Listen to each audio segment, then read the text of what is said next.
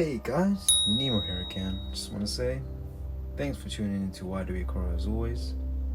Hit that like button if you enjoy these Tinder stories, and if you're new here and want to hear more, why not subscribe and join the family? Now, enjoy these stories.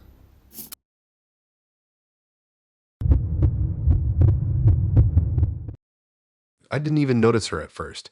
It was one of those late nights where you just keep swiping without thinking, like your thumb is on top of it, and your brain checked out an hour ago. I was laying on my bed, lights off, just a glow from my phone, half bored, half hoping for something weird enough to wake me up. That's when her profile came up. No bio, no music, no job. Nothing. Just a picture of her standing in front of what looked like a foggy field, and underneath it, a string of numbers. Coordinates. That was it. No name either, just a single letter, O. I remember thinking it was some kind of joke, or maybe one of those people trying to be mysterious for attention.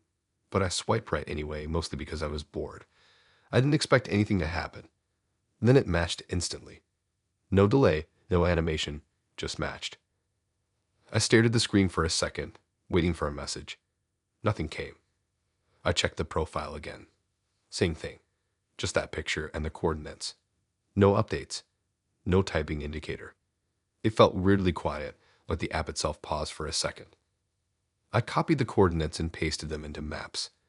It zoomed in on a spot about 20 minutes from where I live, up past the edge of town, near some old farmland and a patch of woods I'd never really paid attention to. There was no building marked there, just an empty area with a dirt path leading into it. I should have just closed the app and gone to sleep. That would have been normal. But I didn't. Something about it felt like a challenge, like if I didn't go, I'd always wonder what it was. And that idea stuck harder than it should have. I grabbed my jacket and left without telling anyone. It was around 1 in the morning, streets were dead, no cars, just the occasional flicker from streetlights. The whole drive felt longer than usual, like every turn took me further away from anything familiar. My signal started dropping about halfway there, which didn't help. When I got close, the road turned into gravel. My headlights barely lit anything except dust and uneven ground. Eventually, maps told me I'd arrived, but there was nothing. Just a wide open field with patches of tall grass and a thin dirt trail cutting through it toward a darker area that looked like trees. I almost turned around right there, but then I saw someone standing near the start of the trail. It was her. At least, I thought it was her. Same face as the picture, same dark hair, same jacket. She was just standing there, not moving, facing my car like she'd been waiting the whole time. I parked and sat there for a second, engine still running. Something felt off immediately. Not scary yet, just wrong in a way I couldn't explain. Like I had already made a bad decision and my brain was just catching up. I got out anyway. The air felt colder than it should have been. No wind, no sounds, just quiet. She didn't wave or walk over or anything, just stood there. As I got closer, I noticed something else. There were more of her. 3 more standing further back along the trail. Same face, same clothes, same everything. They weren't lined up perfectly, just scattered a few feet apart, like they had all walked there separately and stopped. I stopped walking. None of them moved at first. They were all looking at me. Not in a normal way either. It wasn't curiosity or recognition. It felt like they were waiting for me to do something specific, and I didn't know what that was. Then they all started moving at the same time. Not walking toward me exactly, more like adjusting positions, stepping slightly closer, spreading out just enough so I couldn't focus on one without seeing the others in my peripheral vision. My brain tried to make sense of it. Twins, triplets, some kind of prank. But even that didn't add up. Their movements were too syncs, like copies playing the same animation with a slight delay. I took a step back without thinking. That's when one of them moved it differently. Just one. She tilted her head slightly, slower than the others, like she was reacting instead of copying. The rest stayed still again. I focused on her. There was something about the way she stood that felt more real, less stiff. The others were almost too perfect, like mannequins trying to pass as people. She took a step forward. The others followed a second later. That's when it hit me that they weren't just standing there randomly. They were watching each other too. Not directly, but enough to stay in sync. I started backing up toward my car. They kept moving forward, slowly, not rushing. The distance between us closed in a way that felt controlled, like they knew exactly how far to go without making me run. I reached my car and grabbed the handle, but I didn't get in right away. I don't know why. Part of me still thought there was some kind of explanation that would click if I just waited a second longer. That's when I noticed something else. Their faces weren't exactly the same anymore. At first glance, they still matched, but the longer I looked, the more small differences showed up. One had a slightly wider smile, even though none of them were smiling. Another blinked at a different rate. The one I thought was real had a small mark near her eyebrow that I didn't remember seeing in the photo. It was like they were drifting out of sync the longer I watched. Then all four of them stopped at the same time. Completely still. And I felt it again, that same weird pause from earlier when the app matched, like everything just held for a second too long. I don't know why I did it, but I pulled out my phone and opened the app again. The match was still there, but now the profile picture had changed. It was a photo of me, standing next to my car, facing them. I hadn't taken that picture. I looked up immediately, heart racing, and all four of them were closer than before. Not by much, but enough that I knew they had moved while I was looking down. That was it for me. I got in the car and locked the doors. My hands were shaking so bad I almost dropped the keys trying to start it. When the engine finally turned over, I looked up again. There were 5 of them now. The new one was standing slightly behind the others, not fully aligned yet, and even from inside the car I could tell something about it was wrong. The proportions were just a bit off, like it hadn't finished matching the others. I didn't wait to see what happened next. I reversed hard, gravel spraying everywhere, and turned the car around faster than I should have. I didn't even check behind me properly. I just needed to get out of there. As I drove away, I made the mistake of checking the rearview mirror. They were still there, but they weren't standing still anymore. They were walking forward in a straight line, one behind the other, like they were following the same path exactly. And for a second, it looked like there were more shapes behind them, further back in the darkness, like copies that hadn't fully formed yet. I didn't stop driving until I hit the main road and my signal came back. The app was still open on my phone. The match was gone. No profile, no messages, nothing in my chat history, like it had never existed. I haven't gone back there. I don't even drive near that area anymore. But every now and then, usually late at night, I open the app without thinking. And sometimes, just for a split second before it loads properly, I see that same profile again. Same picture. Same coordinates. Waiting.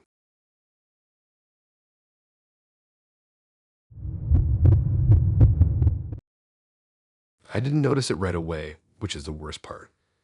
If it had been obvious from the start, I could just unmatched and moved on like a normal person. But it wasn't. It crept in slowly, like one of those things your brain tries to ignore because it doesn't want to deal with it. At first, he just seemed perfect.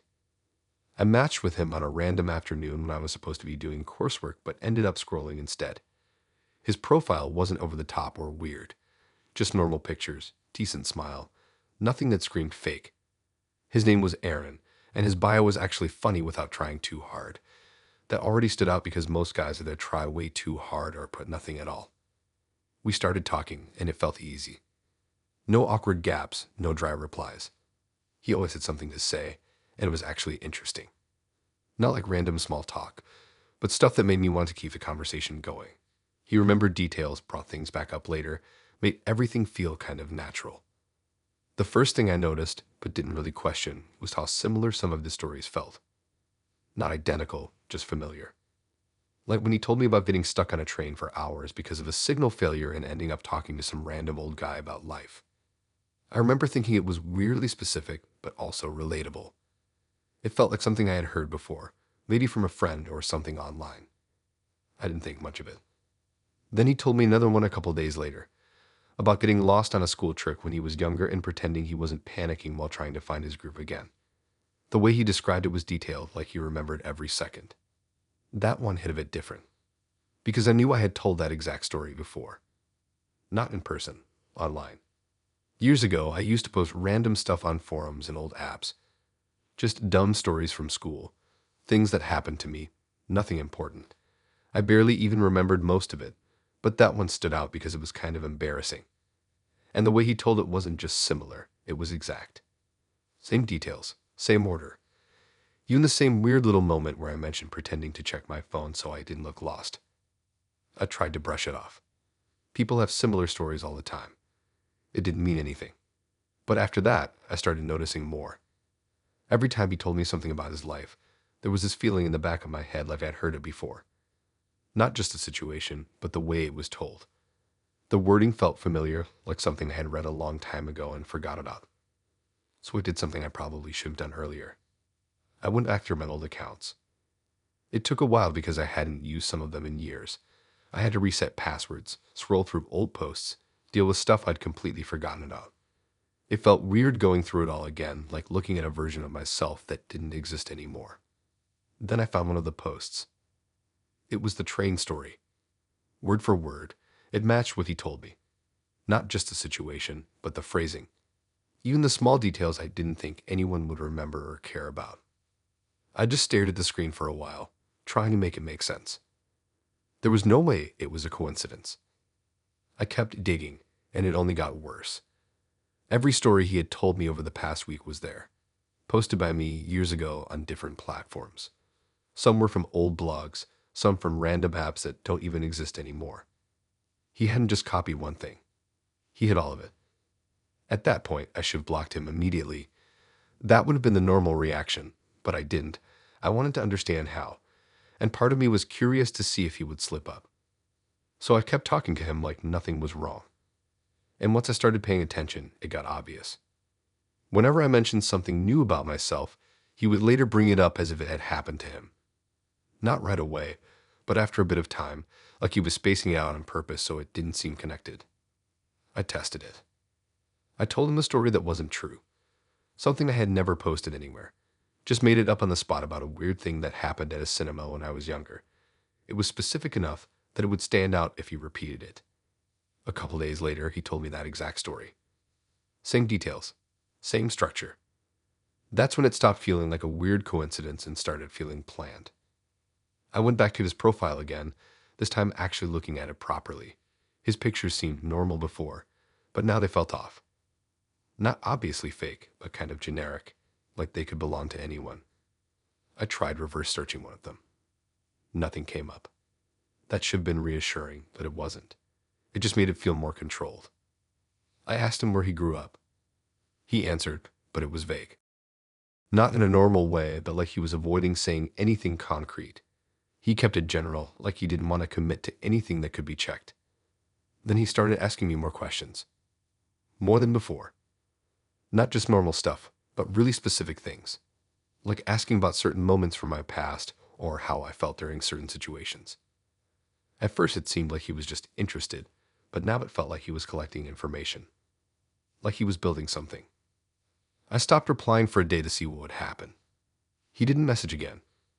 No follow-ups, no checking in, nothing. Just silence. That was weird on its own, because before that he always kept the conversation going. Then I got a notification. It wasn't from the app. It was from an old email account I hadn't used in years, the one linked to some of those old posts. There was a login alert. Someone had accessed it from a device I didn't recognize. I logged in immediately and checked the activity. There were multiple logins over the past week, all from different locations. Not far away, but not exactly close either. Like someone was trying to stay inconsistent on purpose. I checked my sent emails, drafts, everything. Nothing had been changed. But when I went back to my old posts, some of them were gone. Not deleted completely, just edited. Parts of them were missing, specific sections, like the parts that made the stories unique. I went back to the app. His profile was still there. I opened the chat, scrolled up, and started reading everything again from the start. This time, I noticed something new. The earlier messages were different. Not completely, but small changes. Words slightly altered, sentences restructured. It was like they had been edited after the fact. I knew I hadn't imagined it because I had screenshots. I checked them against the current chat, and they didn't match anymore. That shouldn't have been possible. I closed the app and reopened it. The conversation was gone. Just gone. No match, no messages, nothing. I sat there for a while, trying to figure out what to do next. Report it, maybe. But I didn't even know what I would say. It sounded insane even in my own head. That night, I couldn't sleep properly. Every time I checked my phone, I expected something new to show up. Nothing did. Until the next morning. I woke up to a notification from a different app. One I still use sometimes, but not often. Someone had tagged me in a post. It was a new account. No profile picture, no bio. The post was just text. And it was a story about getting lost on a school trip. But it wasn't exactly the same as mine anymore. Parts of it were changed. Details added that I never wrote. Small things that made it feel slightly off, like it had been rewritten by someone who almost understood it. At the end of the post, there was one line I didn't recognize. It said that he remembered everything now. I reported the account, blocked it, and deleted a bunch of my old stuff that same day. I even made new accounts for some things, just to be safe. Nothing else has happened since then. But every now and then, I'll be scrolling through something random and see a story that feels a bit too familiar. Not exactly mine, but close enough that I stop for a second and wonder how much of it he still has.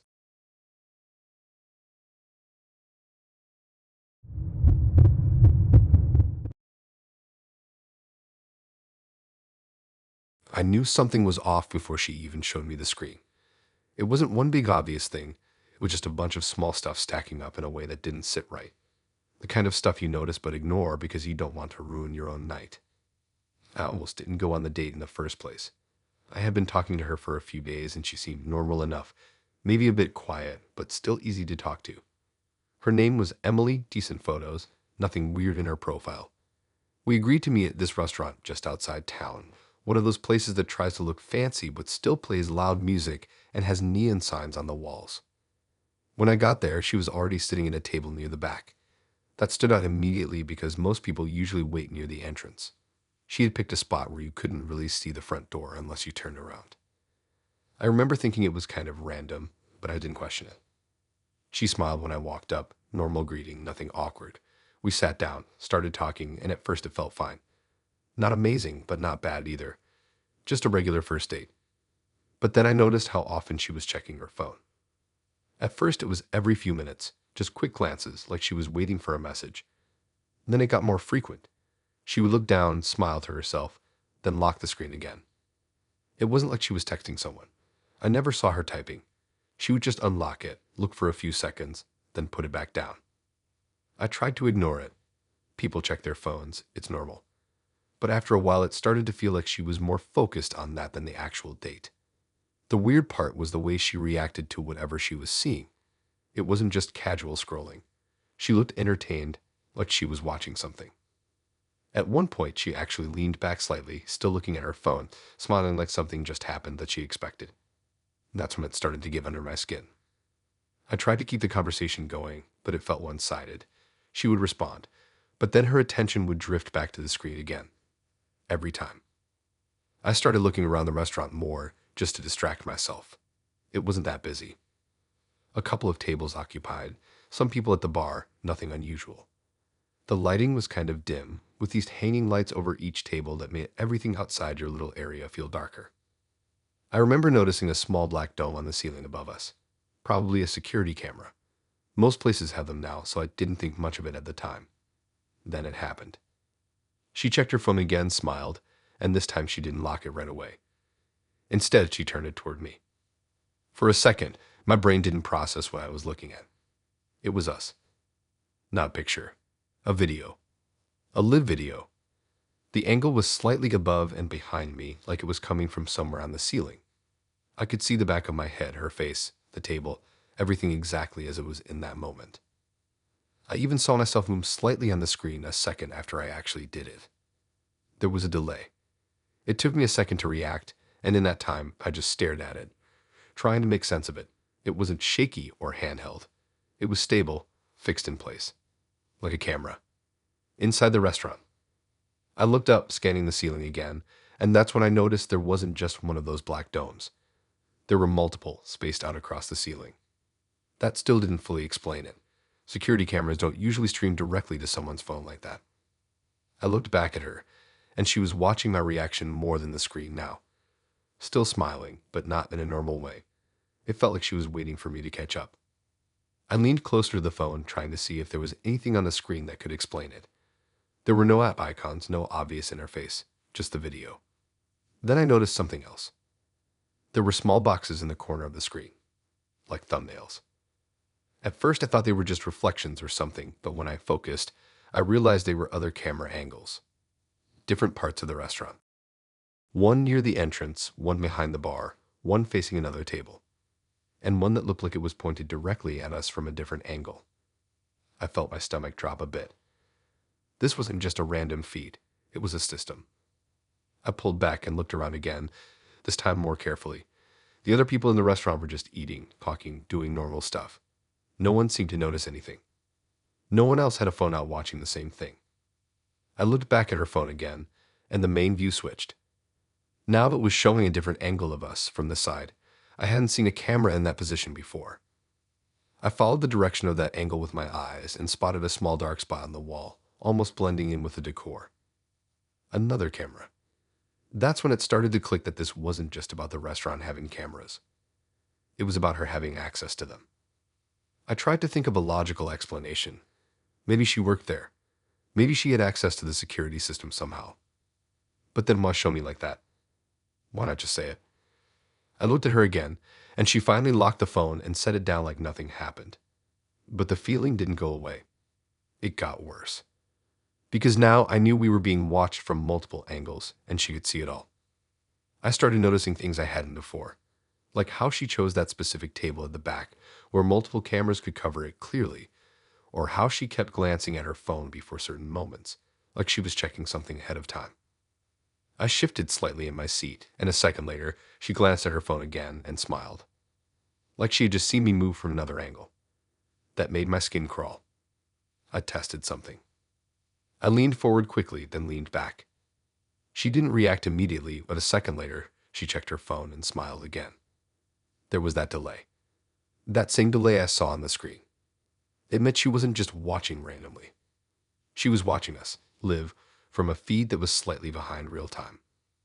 I started wondering how long this had been going on. Not just tonight, but in general. How many people had sat at that table without knowing? I looked around again, and this time I noticed something else. At one of the other tables, a couple was sitting, talking. Everything looked normal, but then I saw the guy glance up briefly toward one of the cameras. Just for a second. Like he had noticed it too. Then he looked back down like he didn't want to think about it. I checked the ceiling again, counting the cameras. There were more than I first thought. Way more. Some were obvious, others were hidden in corners, blended into decorations, placed in spots you wouldn't normally look. I realized you could probably see almost every angle of the room from those feeds. I looked back at her, and she picked up her phone again. She didn't show me this time, but I knew what she was looking at, and I knew it included me. That was enough. I told her I had to leave, didn't wait for a reaction, just stood up and walked out. I didn't run, but I didn't take my time either. As I passed the front area, I noticed a door slightly open behind the counter. Inside there were screens. Multiple screens, each one showing different parts of the restaurant. I only saw it for a second before someone stepped in front of the doorway and blocked the view. I kept walking. When I got outside, the air felt different, like I had been somewhere I wasn't supposed to be. I didn't look back at the building. I just went straight to my car and left. Later that night, I checked the app. Her profile was gone. No chat, no match, nothing. Like it never happened. But the part that stuck with me wasn't just the cameras. It was the way she was smiling at the screen. Like she wasn't just watching. Like she already knew what I was going to do next.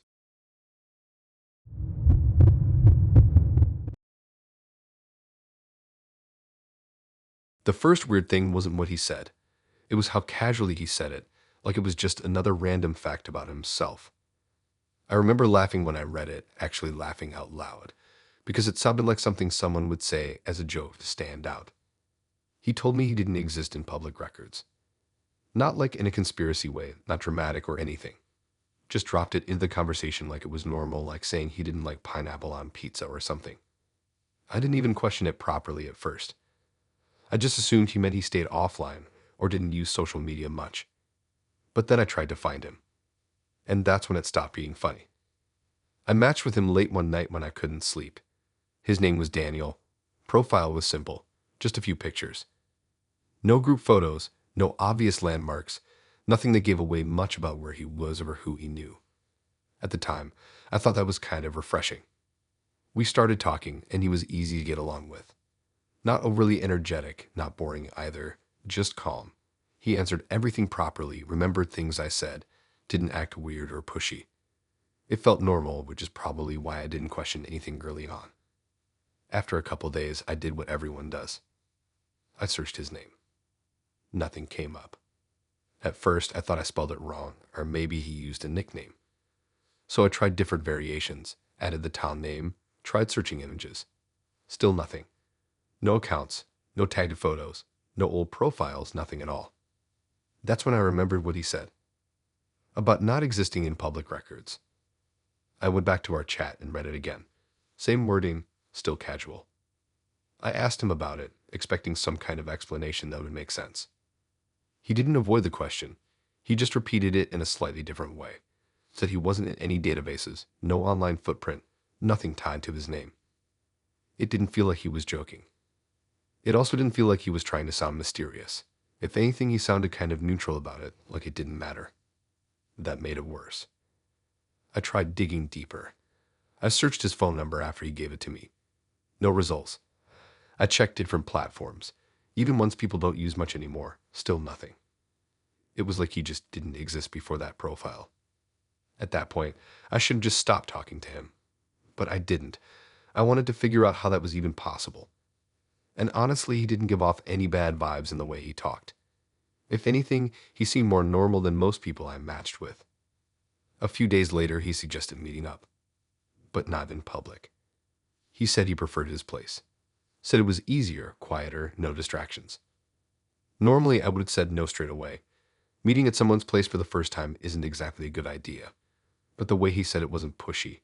He just suggested it and left it there. I hesitated, but I didn't say no. Instead, I asked where it was. He sent an address.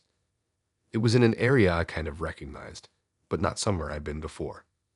More on the edge of town, where houses are spaced out more and things feel a bit disconnected from everything else.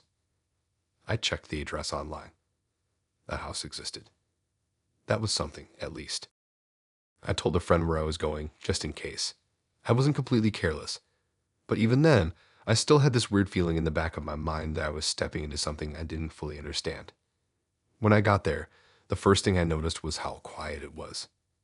Not just normal quiet, but like there was nothing happening around at all. No cars passing, no people outside, not even lights on in nearby houses. His house looked normal from the outside, nothing unusual.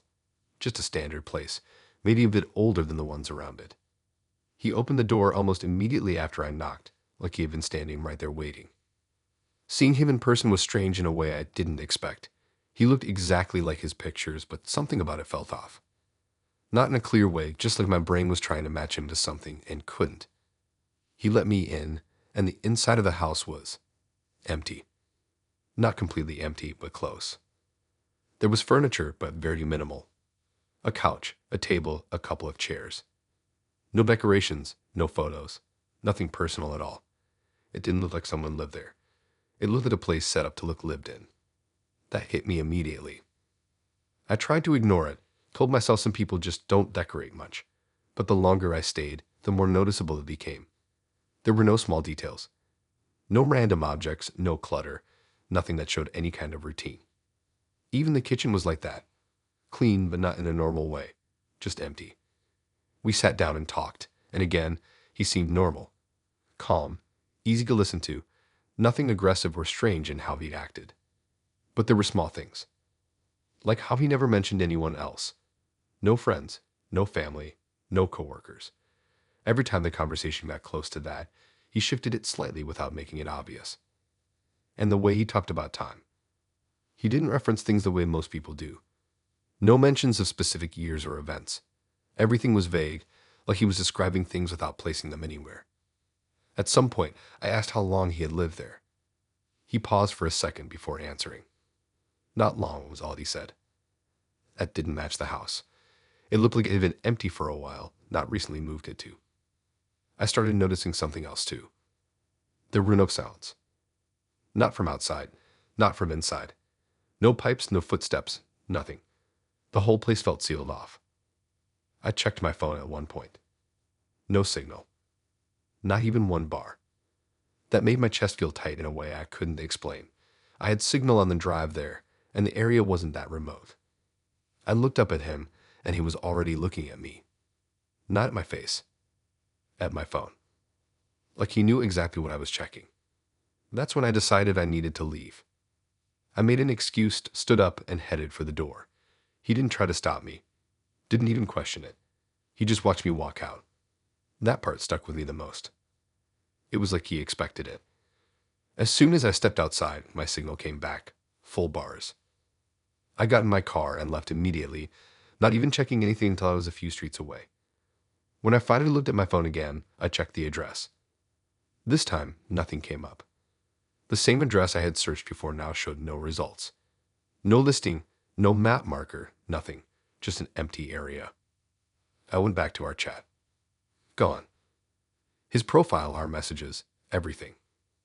I even checked my call history from when he gave me his number. There was nothing there either. Like it had all been erased.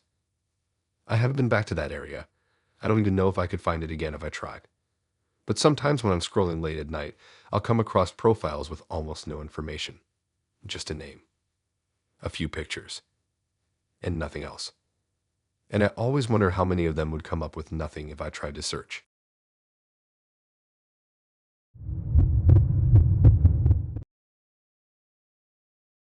I wish I had just turned around immediately. That's the part that keeps looping in my head. Not the message itself, not what happened after, just that one moment where I sat there and did nothing when I should have reacted straight away. Everything was normal right up until it wasn't. I matched with her earlier that week. Her name was Chloe, and she seemed easy to talk to. Not overly talkative, but not dry either. Just balanced. She had normal pictures, nothing that looked edited or fake, and her profile didn't try too hard. We talked for a few days, then decided to meet up for dinner. Nothing complicated, just a casual place near the edge of town. The kind of restaurant that's always a bit too dim, but still busy enough that you don't feel isolated. When I got there, she was already waiting inside, sitting at a small table near the middle of the room. I remember noticing that because most people either sit near the windows or at the back. She picked a spot where people were constantly walking past. At the time, it felt like a good thing, like being surrounded by people made it more relaxed. She looked exactly like her photos. That helped immediately. No awkward moment of trying to figure out if you're meeting the right person. We sat down, started talking, and it actually went well. Better than most first dates I've had. The conversation flowed. No long pauses, no forced topics. She laughed at the right moments, asked questions back. Everything felt normal. If anything, she seemed a bit distracted, but not in a bad way. Just small things like occasionally glancing past me or looking around the room for a second longer than expected. I didn't think much of it. Halfway through the meal, she said she needed to go to the bathroom. Nothing unusual about that. She stood up, grabbed her phone, and walked off toward the back where the restrooms were. I watched her go for a second, then looked back down at the table. I checked my phone out of habit, scrolled a bit, nothing important. Maybe 30 seconds passed. Then my phone buzzed. It was a message. From her. At first, that didn't seem weird. People message during dates sometimes, even if it's a bit rude.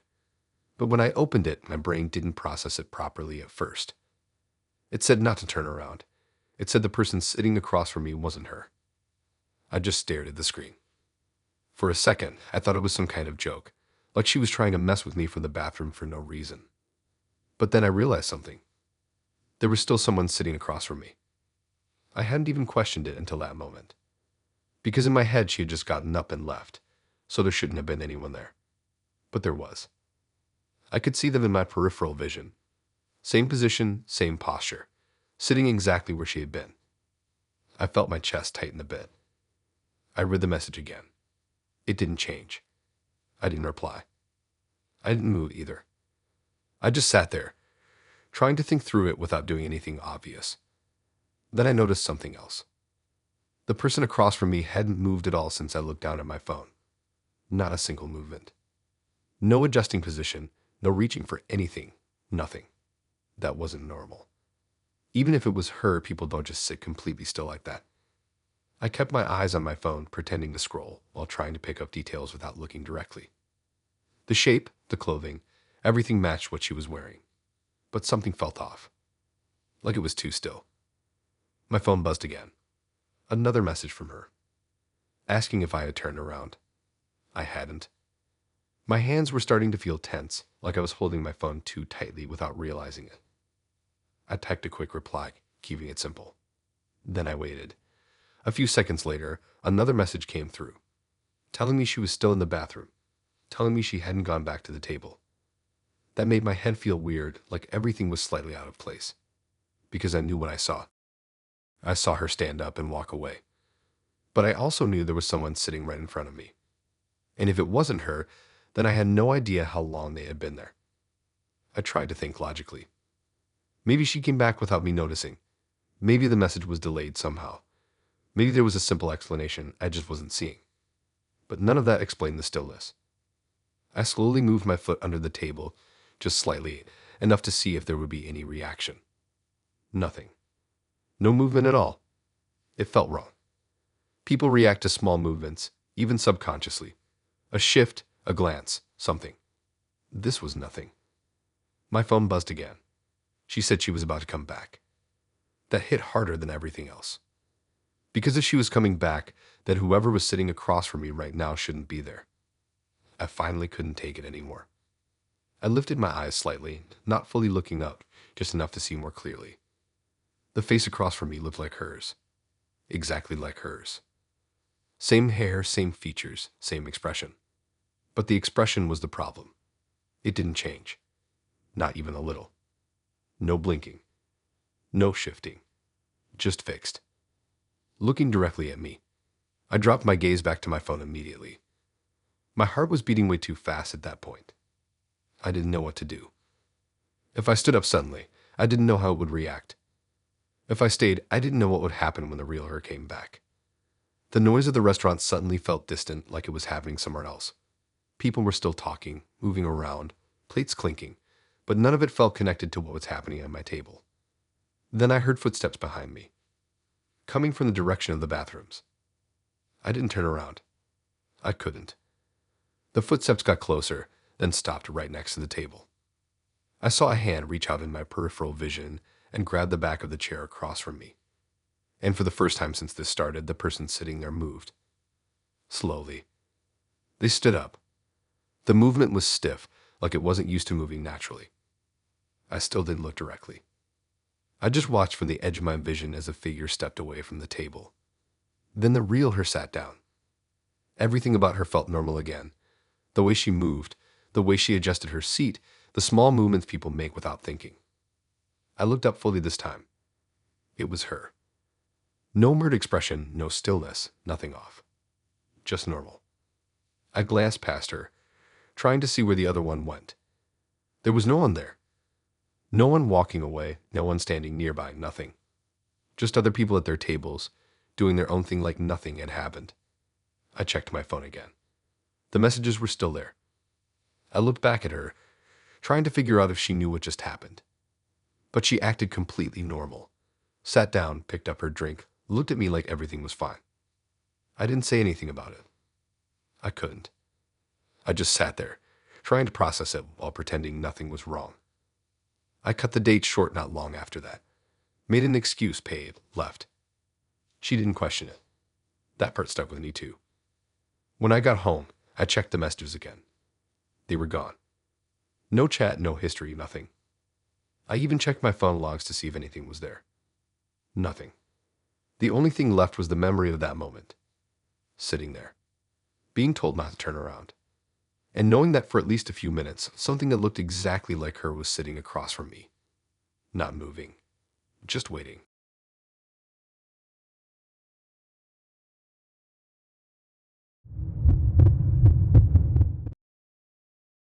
I knew the night was going to be annoying before it even started, but not like that. I was already 10 minutes early, sitting at a table I didn't even like, watching the door every time it opened like I had nothing better to do. I almost left twice before he even showed up. That's why when he finally walked in late, I was more irritated than anything else. He didn't rush over or look stressed either. He just walked in like he had been there before, scanning the place once, then heading straight toward me like he already knew exactly where I was sitting. That part didn't hit me until later. At the time, I just thought he recognized me from my pictures. He sat down, apologized for being late, and said something that didn't even register properly at first. Something about just coming from another date. I remember thinking it was a weird thing to admit, but I didn't react to it. Then he added that it had been with me. I thought he was joking. Like one of those awkward attempts at humor people try when they don't know how to start.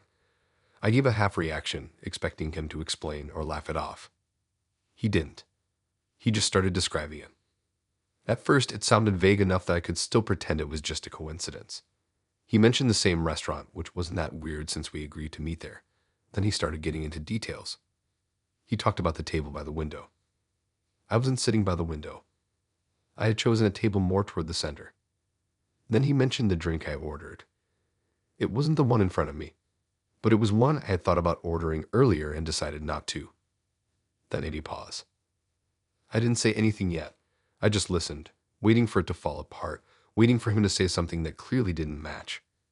But it didn't. He kept going. He described how I had laughed at something he said. Not just that I laughed, but the exact reason. Something about a stupid story involving a broken vending machine and coins getting stuck. That was something I had actually posted about years ago. Not something I told him. Not something in my profile. Just something random I put online a long time ago. I felt this weird pressure in my chest at that point, like something wasn't lining up, but I couldn't fully explain why yet. He kept talking like it had already happened. Like it wasn't even a question. The way he described it wasn't guesswork. It was specific. He talked about small details, like how I kept adjusting my sleeve or how I checked my phone at one point when a notification came through. Things I was actually doing right then. I stopped moving without realizing it. He didn't. He just kept going, calm, steady, like he was recalling something that had already finished.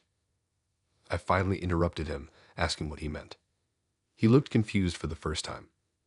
Not like he was caught lying, but like I was the one who said something wrong. He said we had already met earlier.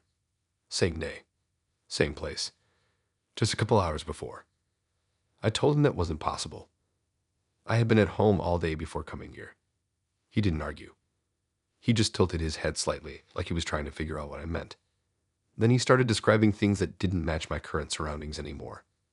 He said earlier I had been sitting closer to the window with different lighting, fewer people around. He mentioned the staff being different, the music being quieter. It sounded like the same restaurant, but at a different time. I asked him what time that was supposed to have happened. He told me. It was a time I was definitely not there. I checked my phone instinctively, like somehow it would prove something. The timestamps on my messages, my activity, everything showed I was somewhere else. But the way he was talking didn't feel like a lie. It felt like he genuinely believed it. That's what made it worse. If he was just making things up, it would have been obvious. But he wasn't hesitating, wasn't correcting himself, wasn't trying to convince me. He was just stating it like a fact. Then he said something that stuck harder than everything else. He said I had left early during the first time. That I seemed distracted, like I was waiting for something, then suddenly decided to go. I hadn't done that. But hearing it felt wrong in a different way. Like it almost fit. I asked him what happened after I left. He paused for a second. Then he said he stayed a bit longer, finished his drink, and then left too. Nothing dramatic. Just normal. Except it wasn't. Because according to him, that already happened. And now we were sitting there again. I started noticing small things around us that didn't feel right anymore. Like how he knew exactly where everything was without looking. When the waiter came over, he didn't need a menu. He already knew what he was going to order. And when he said it, it matched what he claimed he ordered earlier. Same thing. Same details. I asked him if anything was different this time. He thought about it. Then he said one thing. He said I was sitting in a different spot. That hit me harder than it should have. Because that was true. I wasn't by the window. I looked over there without thinking. The table he described was empty. But something about it felt off. Like it shouldn't have been empty. Like someone had been there recently. I looked back at him, trying to figure out what to do next. Part of me wanted to leave immediately.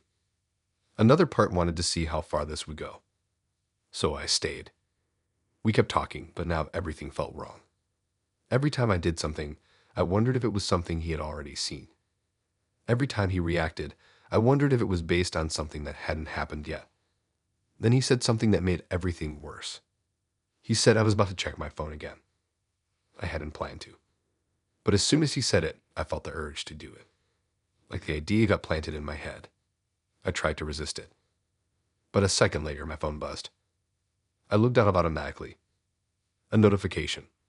From an unknown number. I opened it. It was a message. It said I should leave this time. I stared at it for a second, my heart starting to race. I looked back up at him. He was watching me. Not my face. My phone. Like he already knew what I was seeing. I asked him if that happened earlier too. He didn't answer immediately. Then he said no. That part was new. That was the first thing that didn't match his story. And it felt like something had changed because of it. The air felt heavier, like everything had shifted slightly. He leaned back in his chair, still watching me, but now there was something different in his expression. Not confusion. More like interest. Like this version of events wasn't going the same way as before. I didn't wait any longer. I grabbed my stuff, stood up, and left.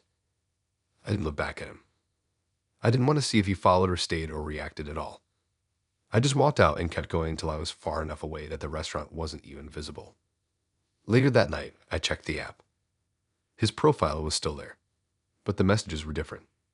Shorter. Like parts of the conversation had been removed. And the next time showed earlier than I remembered. By a few hours. I haven't gone back there. But sometimes I think about what would have happened if I stayed. If I followed the same path he described. If I left at the same moment he said I did the first time. And the part that doesn't make sense is this. If he already went on a date with me before that night, then who did he meet the first time?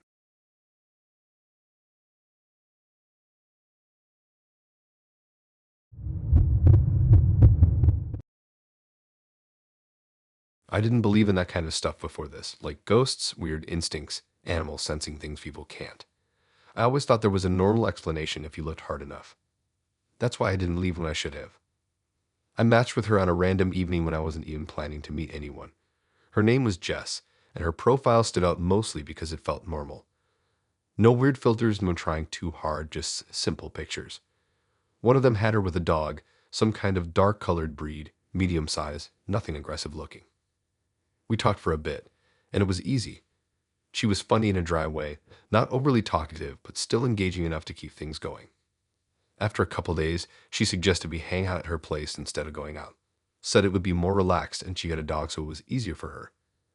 Normally, I would have picked somewhere public first, but nothing about her felt off at the time. If anything, she seemed more normal than most people I had matched with. So I agreed. Her place was in a quieter area, not too far out, but definitely less busy than where I live.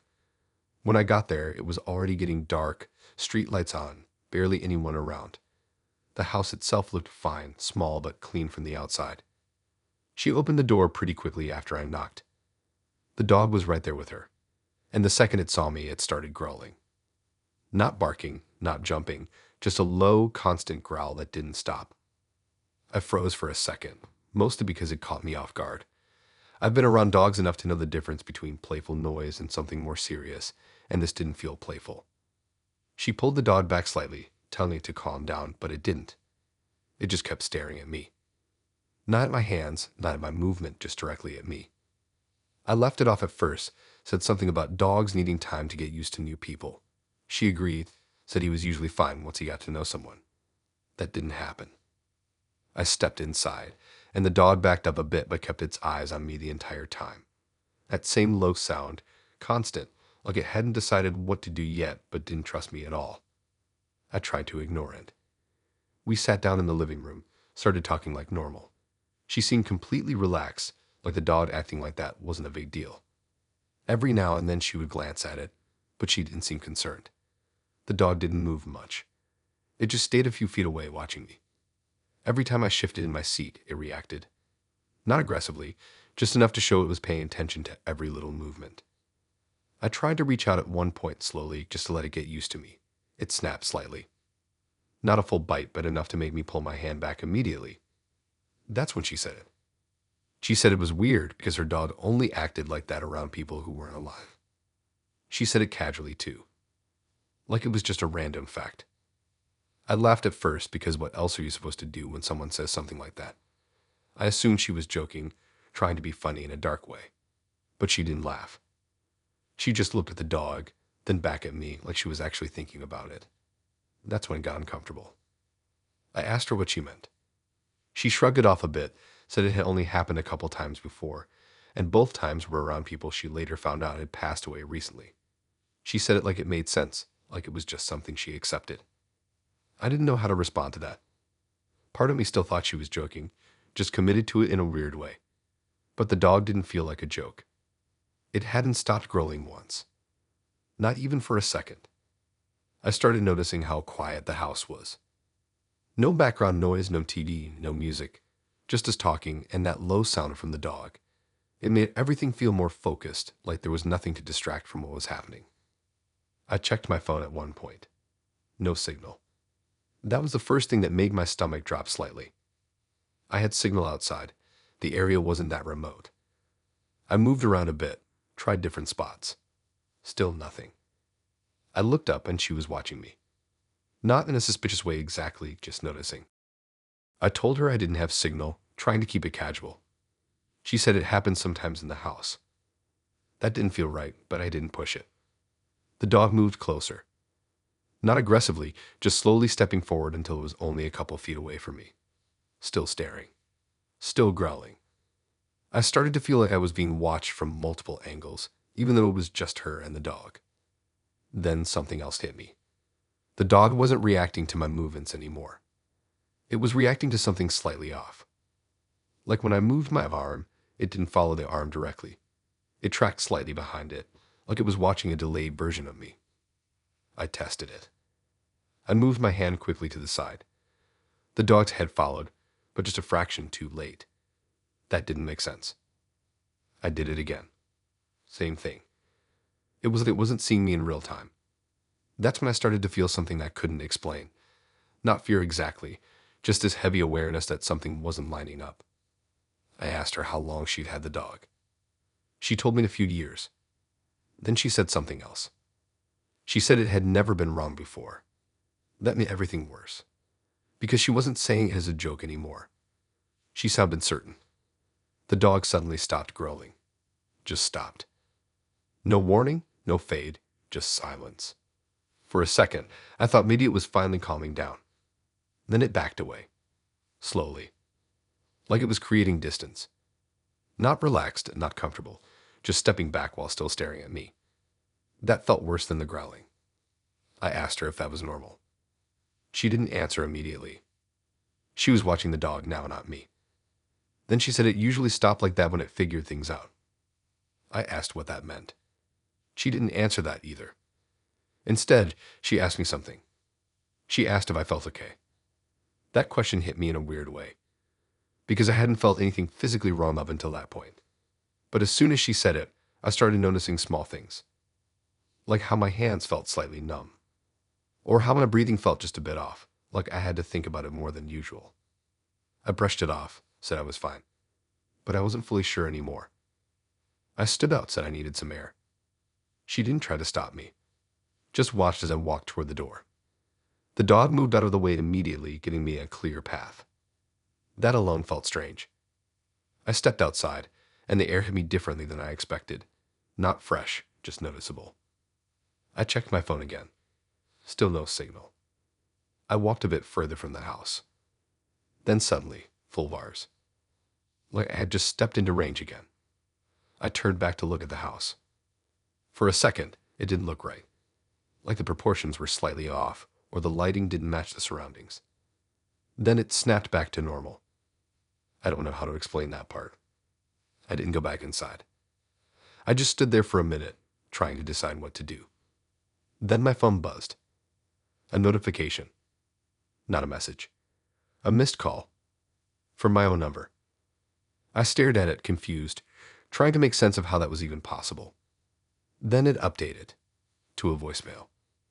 I didn't play it right away.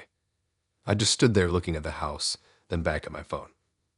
Eventually, I opened it. The recording was short, just a few seconds. It was my voice, but not in the way you hear yourself normally. It sounded distant, flat, and it said I shouldn't have gone inside. I didn't go back. I left. I haven't heard from her since. But sometimes when I check my phone late at night, I see missed calls that disappear after a second, all from my own number. And I always think about what she said. About her dog only reacting like that to people who aren't alive. Because the way it stopped growling didn't feel like it was calming down. It felt like it understood something.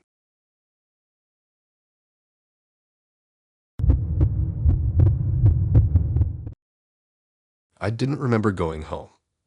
That's the part that messed with me the most at first. Not the dirt, not the call, just that missing chunk of time where I should have known exactly what happened. I've had nights where I forgot small things, like how I got into bed or when I fell asleep, but this was different. This was like someone cut out a whole section and left everything else around it untouched. I woke up in my own bed, fully dressed, shoes still on, which already wasn't normal for me. My head felt heavy, not like a headache, more like pressure, like I hadn't slept properly. The room was quiet, too quiet, like early morning before anything starts moving. The first thing I noticed was my hands. There was dirt under my nails. Not just a little bit either. Packed in like I had been digging in actual soil for a while. My fingertips were sore too, like I had been using them hard against something rough. I sat up slowly, just staring at them, trying to figure out how that even happened. I didn't remember doing anything like that. The last thing I clearly remembered was being on the date. His name was Marcus. We matched a few days before, and he seemed normal enough. A bit quiet, but not in a weird way, just calm. His profile didn't stand out much, but sometimes that's better than the ones that try too hard. We met in the evening at a place just outside town. Not a restaurant this time, more like an open area with a few food stalls and seating scattered around. It was colder than I expected, but still busy enough that it didn't feel empty. He was already there when I arrived, sitting at one of the benches looking at his phone. I remember thinking he looked exactly like his pictures, which was a relief. No awkward moment of trying to figure out if I was in the right place. We talked, got food, sat down. It felt normal at first. He wasn't overly talkative, but he asked questions, listened properly, didn't interrupt. It felt balanced. The only thing that stood out was how he kept bringing up random topics that felt slightly off. Like he would ask about things that weren't typical first date questions. Stuff about places I had been years ago, things I hadn't mentioned to him, things that weren't on my profile. At first I thought he was just guessing, or maybe I had mentioned them earlier and forgot. But it kept happening. He asked about a park I used to go to as a kid. Not a popular one. Not somewhere people usually bring up. I asked how he knew about it. He just said he had been there before. That didn't answer anything. Then he asked about a specific spot in that park. A patch of trees near the edge where the ground dipped slightly. That made me pause. Because I knew exactly what he meant. And I hadn't told him about it. Not that night. Not ever, as far as I could remember. The conversation kept going, but my focus shifted after that. I started paying more attention to what he was saying, trying to catch where he might be getting this information from. But nothing obvious came up. He didn't check his phone much, didn't seem distracted, didn't act like he was looking anything up. He just knew things. At some point, he suggested we go for a walk. Said there was a quieter path nearby. I hesitated for a second, but it didn't seem that strange. The area was still active, and I could see lights further down the path. So I agreed. That's where my memory starts to break. I remember walking. I remember the path getting darker the further we went. I remember the ground changing from pavement to dirt. And I remember him talking. Not asking questions this time, just talking. About places, about things buried, about how people forget where things are over time. It didn't fully make sense in the moment, but I didn't question it either. It just felt like background noise. Then there's a gap. A complete blank. The next thing I remember after that is waking up in my bed, with dirt under my nails. I got up, went straight to the bathroom, and started washing my hands. The dirt didn't come off easily. It was packed in deep, like it had been there for hours. That made my stomach feel off. I checked my phone. There was a missed call. From him. Time stamped at 3:17 in the morning. I opened it and saw there was a voicemail. I didn't play it immediately. I just stared at the screen for a second, trying to piece together anything from the night before. Nothing came back. So I played it. His voice sounded different. Not in a huge way, but enough that it didn't feel like the same tone he used earlier. It was flatter, more serious. He said I dug too deep this time. That was it. The message ended right after. I replayed it twice, just to make sure I heard it right. Same thing. I checked the rest of my phone. No messages from him after the date. No photos, no notes, nothing that would explain anything. Then I checked something else. My location history. I don't usually look at it, but something made me open it. It showed my movement from the night before. From my house to the place we met and along the path we walked. That part matched what I remembered. But then it kept going. Further than I remembered walking. Deeper into an area that didn't even show proper paths on the map. Just a patch of land with no clear markings. And then it stopped. Stayed in one spot for almost 2 hours. Then it showed me coming back, following a slightly different route. That's what got me. Not just that I went further than I remembered, but that I came back a different way. Like I didn't retrace my steps. I zoomed in on the spot where it said I stayed the longest. There was nothing marked there. No buildings, no paths, nothing. Just empty land. I sat there for a while trying to decide what to do next. Part of me wanted to ignore it, pretend it was some kind of glitch or mistake. But the dirt under my nails was still there, and my fingers still felt sore. I grabbed my jacket and went back. I didn't think it through properly. I just needed to see it for myself. The path looked different in daylight. Less threatening, more normal. But as I walked further in, following the route from my phone, it started to feel familiar in a way I didn't like. Like my body recognized it even if my mind didn't. I kept going until I reached the spot. There was something there. A patch of disturbed ground. Not huge, but noticeable. Like someone had been dating. Recently. I stood there staring at it, trying to decide if I was going to leave or get closer. Then I noticed something else. Footprints. 2 sets. One leading in. One leading out. I followed them with my eyes. The ones leading out matched my shoes. The ones leading in didn't. They were slightly larger. I stepped back slowly, my chest feeling tight again. That's when my phone buzzed. A message. From him. No greeting, no explanation. Just one line. Asking if I was going to date again. I looked out at my hands without thinking. There was still dirt under my nails, even after washing them. Like it hadn't fully come out. I didn't reply. I just backed away from the spot and left. I haven't gone back since. But every now and then, I wake up with that same feeling in my hands. Sore. Like I've been dating again. And when I check my phone, there's always a missed call from him. At the same time. 3:17.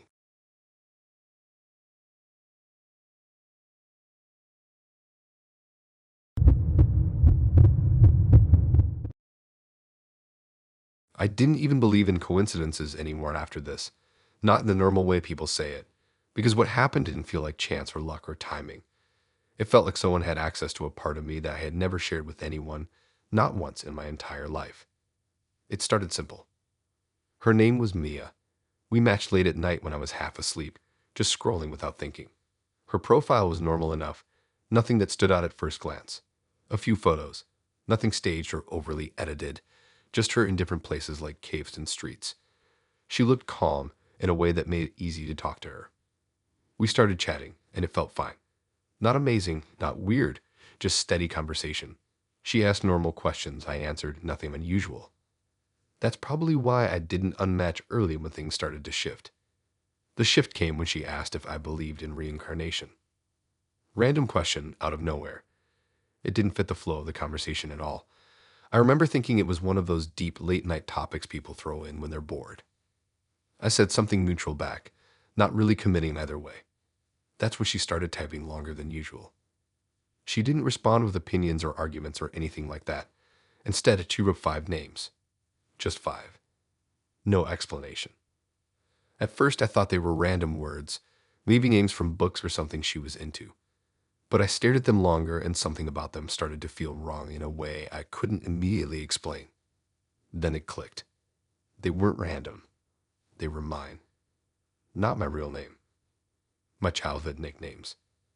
The ones I had before high school, before everything. The ones that never made it onto social media, never got mentioned in anything public. The ones only a handful of people from my earliest years would even remember. 5 different versions of them. All slightly altered, all still clearly connected to me. I sat there staring at my screen for a long time without replying, because there was no logical way she should have known that. I hadn't used those names in over a decade. Not online, not in conversations, nowhere. Even people I still talk to now don't know half of them. So I asked her how she knew. She didn't answer directly. Instead, she asked another question. Something about whether names stay attached to people across lifetimes. That should have been my cue to stop talking to her. Just block and move on like a normal person would. But I didn't. I stayed in it because I wanted to understand where she was going with this. She started talking like she already knew things about me that I hadn't shared. Not obvious things like where I live or what I do. More personal stuff. Small habits from when I was younger. The way I used to sit in school when I was nervous. The way I used to avoid certain places in my neighborhood without really knowing why. None of that was online anywhere. Not even buried deep in old posts. It was just gone information. But she had it. Or at least she acted like she did. I asked her where she got it from again. She didn't answer for a while. Then she said she remembered me. That was the wording. Not met. Not found. Remembered. That stuck in my head more than anything else. We kept talking, and the conversation slowly turned into her describing things about my childhood that I hadn't thought about in years. Specific places I used to go, random routines I had when I was younger, even things I had completely forgotten until she mentioned them. It felt like she was pulling pieces out of my memory and holding them up in front of me. I tried testing it. I mentioned something made up, a fake memory from when I was a kid, something that never happened, just to see if she would repeat it or react to it in a predictable way. She didn't. Instead, she corrected it. She said that wasn't how it happened. And then she described what she said actually happened. And she was right. Not partially right. Completely right. I stopped replying after that for a bit. I just sat there trying to rationalize it. Maybe I had told someone once and forgotten. Maybe it had leaked somewhere somehow. Maybe I was just misremembering my own past. But none of those explanations held up properly, because she kept adding more. Then she asked something that made everything feel heavier. She asked which of my names I liked the most. All 5 nicknames were still on the screen. I didn't answer. She followed up anyway, saying she always wondered which version of me I still felt closest to. That was when I noticed something I hadn't before. The names weren't just listed randomly. They were ordered. From earliest to latest. Like a timeline. Like she was tracking something evolving over time. I checked her profile again after that, looking for anything that might explain her. Mutuals, linked accounts, anything. There was nothing. Almost too clean. No social media tags, no linked platforms, nothing that would give any background. Just her photos. And the conversation. At some point I asked her directly if we had ever met before. She took longer to respond this time. Then she said, not in this life. I closed the app after that. Just exited and left it alone for a while. But it didn't end there. A few hours later, I got a notification again. Same match. Same conversation. But now one of the names had changed. One of the 5 had been replaced with something new. Something I hadn't seen before. But still familiar in a way I couldn't place immediately. I tried to ignore it, but I couldn't stop thinking about it. So I checked something I hadn't considered earlier. Old records. School documents. Anything I could still access online. And that's where it got worse. Because in one archived record from years ago, buried in a system I barely remembered existed, there was a list of student notes that included something I had never seen before. A handwritten comment from an old teacher, referring to me by one of those names. Not my official name. One of the childhood nicknames. The exact one she had listed first. I stared at it for a long time, trying to figure out how that could have made it into anything public. Trying to figure out how she could have found it. But the worst part wasn't that she knew it. It was that she had 5 of them. Not just one random detail. All of them. And she arranged them like she had known me through different versions of my life. I went back to the app again. Her profile picture had changed slightly. Same image. But the expression wasn't the same anymore. It looked like it had been taken at a different time than I remembered. I didn't open the chat. I just left it there. But every now and then, I still see those names in my head when I'm not thinking about anything. 5 versions of me. Like she was trying to figure out which one I still am. And I never replied after that.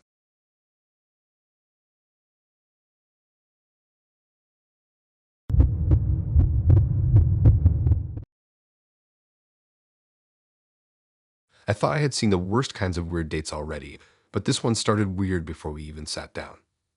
His name was Elliot. We matched like normal, a few days of chatting. Nothing that stood out as dangerous or unusual. He was polite, a bit quiet, but in a way that felt more shy than suspicious.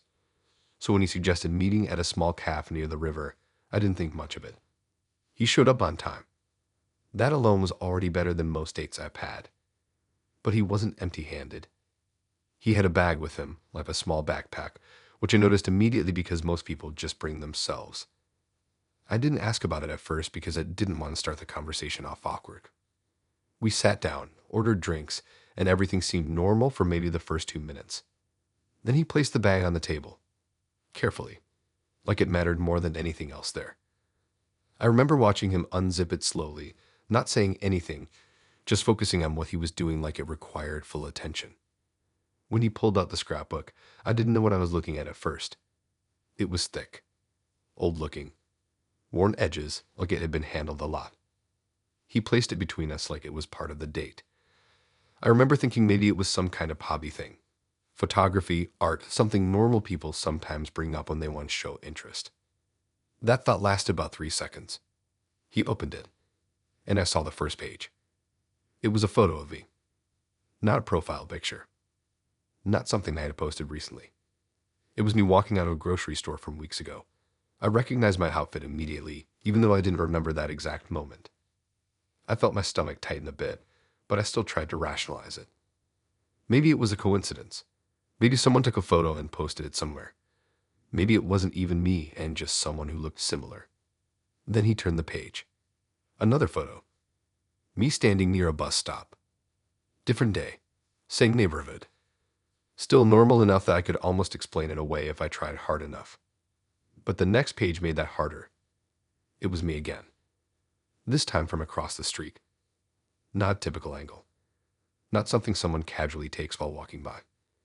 It was clearly taken from somewhere elevated. Like a balcony. Or a window. I remember looking around the cafe slightly, not obviously, just scanning the space like I suddenly needed to understand where I was. He didn't seem to notice. Or maybe he did and just didn't react. He kept turning pages. Each one was another photo. All of me. Different places, different days, different clothes. Some I remembered. Some I didn't. But what made it worse wasn't just the fact that they existed. It was the angles. They were normal. Some were taken from behind objects, like cars or fences. Some looked like they were taken from inside buildings I had passed by without ever going in. One was from above a stairwell I didn't even remember walking near. And none of them looked staged. They all looked like someone had been there at the exact moment I happened to be. I asked him how long he had been taking photos. Not out loud, not directly, but in my own head, trying to figure out what kind of explanation could exist for this. He didn't stop turning pages. He just said he liked documenting things that felt important. That was his only explanation. No hesitation, no emotion. Just that. I stopped looking at the scrapbook and started looking at him instead. He didn't seem nervous. He didn't seem excited either. Just calm. Like this was completely normal. He flipped to another section. This one was different. The photos were closer. Some were clearly taken at night. One of them showed me standing outside my building. Not from far away. From across the street. Close enough that I could see details in the background I recognized immediately. That's when I realized something I hadn't noticed before. Some of the photos had timestamps written on the back pages. Not printed. Handwritten. Dates and times. All matching days I had been outside. I started feeling like I was being compressed into something smaller, like my entire recent life was being reduced into pages in front of me. I asked him where he got them from. He didn't answer directly. Instead, he turned another page. This one had fewer photos, but they were more detailed. One of them showed me sitting in a park I go to sometimes when I need to clear my head. I remember that day clearly, because I was alone, or at least I thought I was. But in the photo, there was something in the background I didn't recognize. A figure sitting on a bench behind me. Blurry, out of focus, but positioned in a way that suggested whoever took the photo was right there. Close enough to see everything. I felt my throat tighten, because I had no memory of anyone being there. I asked him again how he got the scrapbook. This time he paused slightly. Not enough to seem nervous, just enough to feel like he was choosing his words carefully. He said it wasn't about getting them. He said it was about collecting the right moments. That didn't explain anything. It just made it worse. I looked around the cafe again, more carefully this time. It wasn't busy, but there were enough people that I should have felt normal. I didn't. Everything felt slightly too aware, like I was being observed in layers I couldn't see. He turned another page. This one was different. There were fewer photos, but they were all from the same day. Different angles at the same moment. Me crossing a street. Me waiting at a light. Me looking down at my phone. But each one was taken from a different position, which meant whoever took them didn't just follow me. They were already positioned around me, before I even arrived. I leaned back slightly in my seat, trying to decide if I should leave immediately or just get answers first. He noticed the movement. Not in a reactive way. More like he expected it. He closed the scrapbook halfway. Not fully. Just enough to pause it. Then he said something that made my focus lock in completely. He said it was easier now than before. That was all. No explanation. No context. Just that. I didn't ask what he meant, because I already didn't like the answer for me in my head. Instead, I stood up. I told him I needed to go. He didn't stop me. He didn't even look surprised. He just closed the scrapbook fully and placed it back in the bag, like the conversation had reached its intended point. I walked out of the cafe quickly, not running, but not slow either. I didn't look back until I was across the street. When I did, he was still sitting there. The bag was gone from the table, like it had never been there. Later that night, I checked my phone. No messages. No match history. Nothing. But when I opened my gallery out of habit, there was a folder I didn't recognize. It wasn't there before. Inside it were photos. All of me. Different angles. Same as the scrapbook, but newer. Some from that same day. Some from moments I don't remember happening. And at the bottom of the folder, there was one last image. Taken from inside the cafe. From my exact angle. Looking at an empty seat across from me.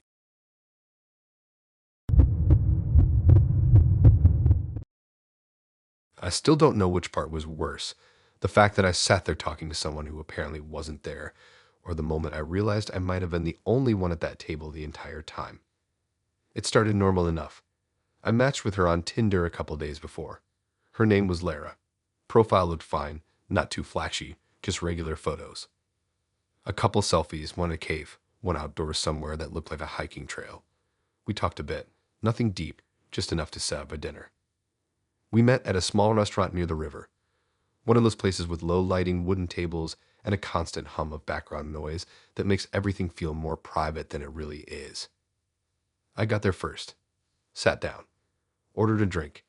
She arrived maybe 10 minutes later and slid into the seat across from me like she had already decided where she was sitting before she even walked in. That should have been the first thing I noticed, how certain she was. No hesitation, no scanning the room, just straight to the table. The date itself was fine. Not amazing, not bad, just easy conversation. She asked questions, laughed at the right moments, didn't seem distracted. If anything, it felt more natural than most first dates I've had. We ordered food, talked through it, everything normal. But I started noticing small gaps. Like when I would mention something, she would react a second too late. Not always, just occasionally. Like her timing was slightly off, but not enough to call out in the moment. Or how sometimes when I looked up from my plate, I'd catch her already looking at me, but not reacting like she had just looked, like she had been there already. I didn't think too much of it at first. I just chalked it up to awkward first date rhythm. The restaurant was fairly quiet, but not empty. There were other tables occupied, staff moving around, normal background noise. At some point, I noticed the waiter who had been serving us wasn't actually the same person each time. I think there were two of them rotating, but I didn't pay much attention to it then. The weirdness only really started stacking later. After we finished eating, I asked for the bill like normal. She said she would split it, which was fine.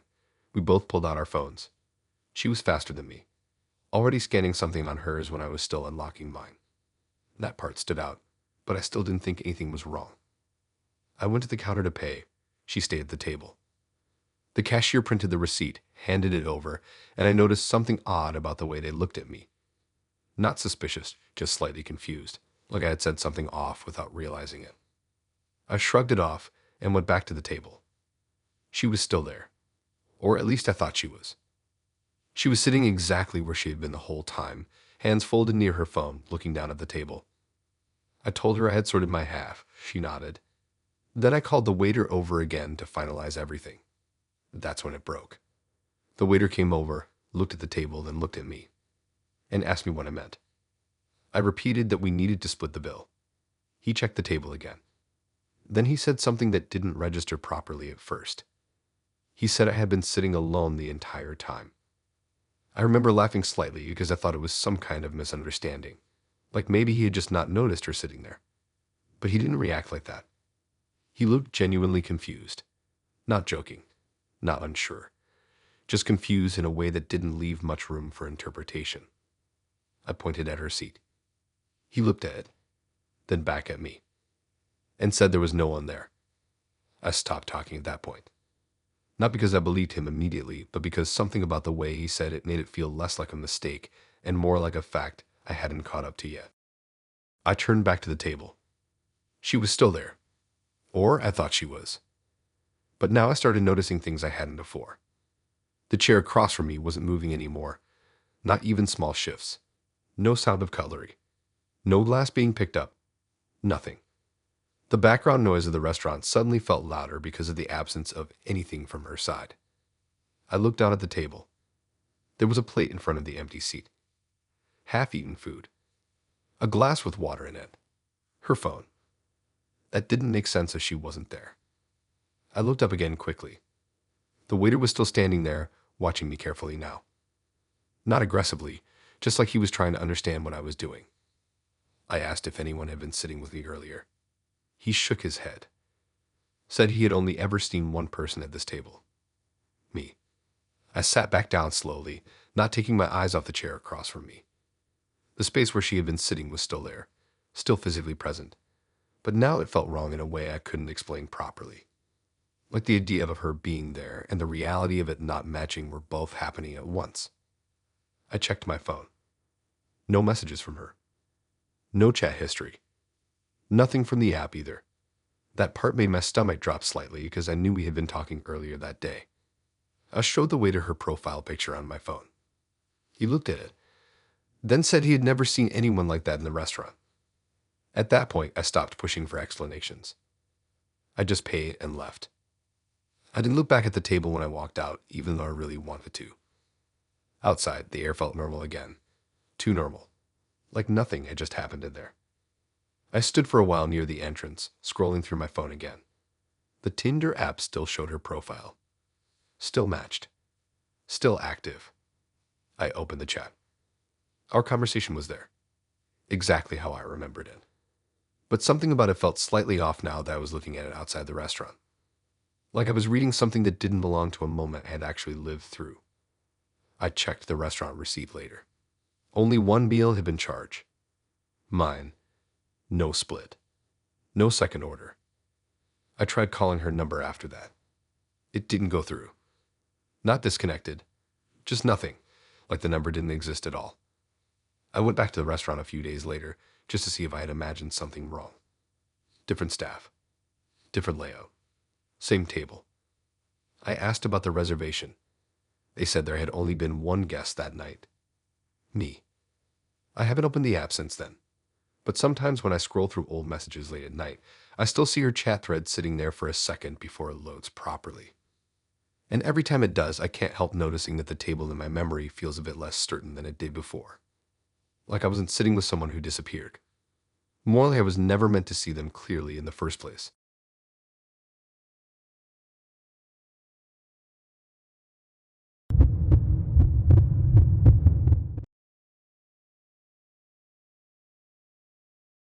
I didn't notice it at first because it was subtle, like something your brain dismisses before it even fully registers. That kind of small visual mismatch that you only think about later when it's too late to pretend you didn't see it. His name was Noah. We matched a few days before, nothing unusual. His profile was clean, simple photos, nothing that stood out as fake or overly edited.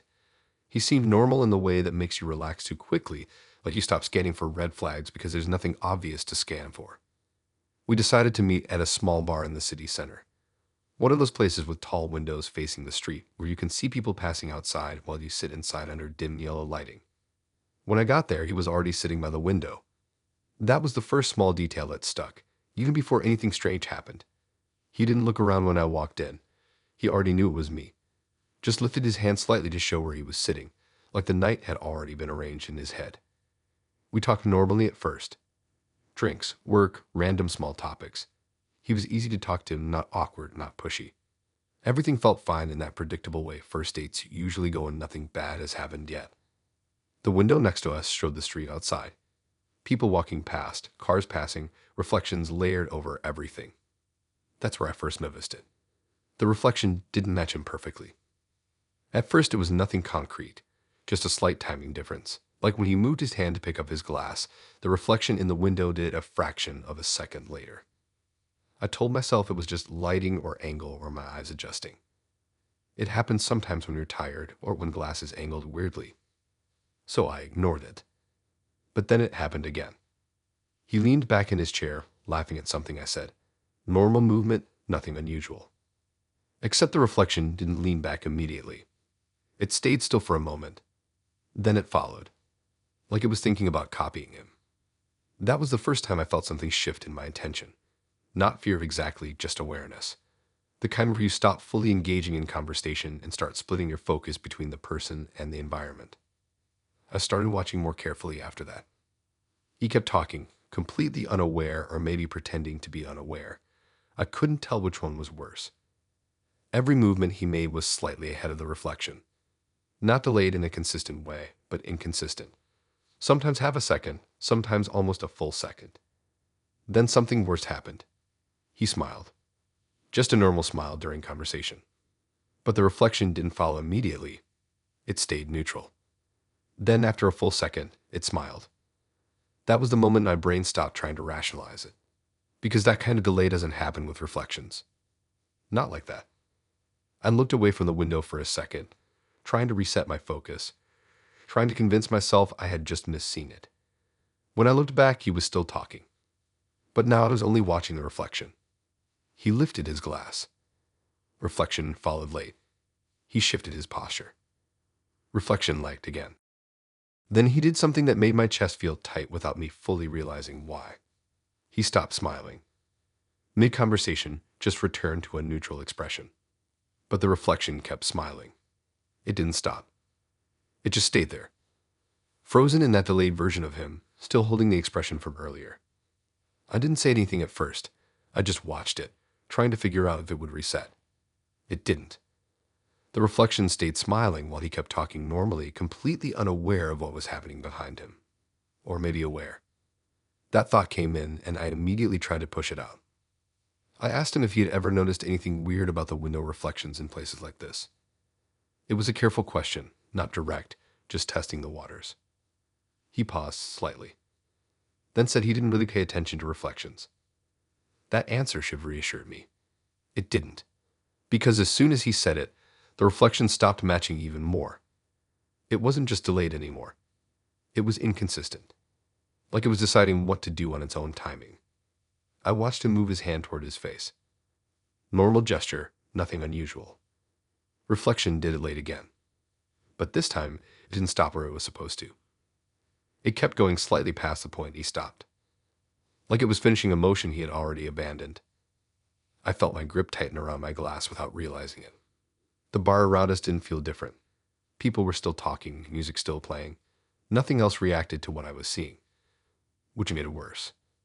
because it meant I was the only one noticing it. I tried looking away from the window again, focusing on his actual face instead. He looked completely normal. But now I couldn't unsee the delay. Every time I looked back, the reflection felt less like an image and more like something trying to stay synchronized. Then he smiled again, this time slowly, and I watched the reflection struggle to keep up. It lagged behind, then caught up halfway, then corrected itself like it was recalculating. But when he stopped smiling again, the reflection didn't stop. It just stayed, locked in that expression. Longer this time. Way longer. I asked him if he was feeling okay, trying to steer the conversation away from what I was seeing. He said he was fine, then tilted his head slightly, like he was trying to understand why I was asking. That's when I noticed something else. The reflection wasn't just delayed anymore. It was starting to move when he wasn't. Not fully, just small shifts. A slight adjustment of posture, a micro movement of the head. Things he wasn't doing. I stared at it longer, trying to confirm I wasn't imagining it. Then the reflection smiled again, without him smiling. That time, I stopped pretending I was fine. I looked directly at him, then back at the window, trying to compare both at the same time. He noticed me staring at the glass. Not the reflection, just the glass. And for the first time that night, he stopped talking mid-sentence. The reflection didn't stop. It kept smiling. Held there. Unbroken. Like it was waiting. I stood up without saying anything. He didn't try to stop me. Didn't ask where I was going. Just watched me gather my things. But when I looked back at the window one last time before leaving, the reflection wasn't looking at him anymore. It was looking directly at me. Smiling. Even though I was no longer in its line of sight. I left the bar fast after that. Didn't look back again. I checked my phone later that night, and his profile was still there, normal as ever, like nothing had happened. But every time I pass a window now, I catch myself checking reflections longer than I should, just in case something decides to stay behind when it's not supposed to.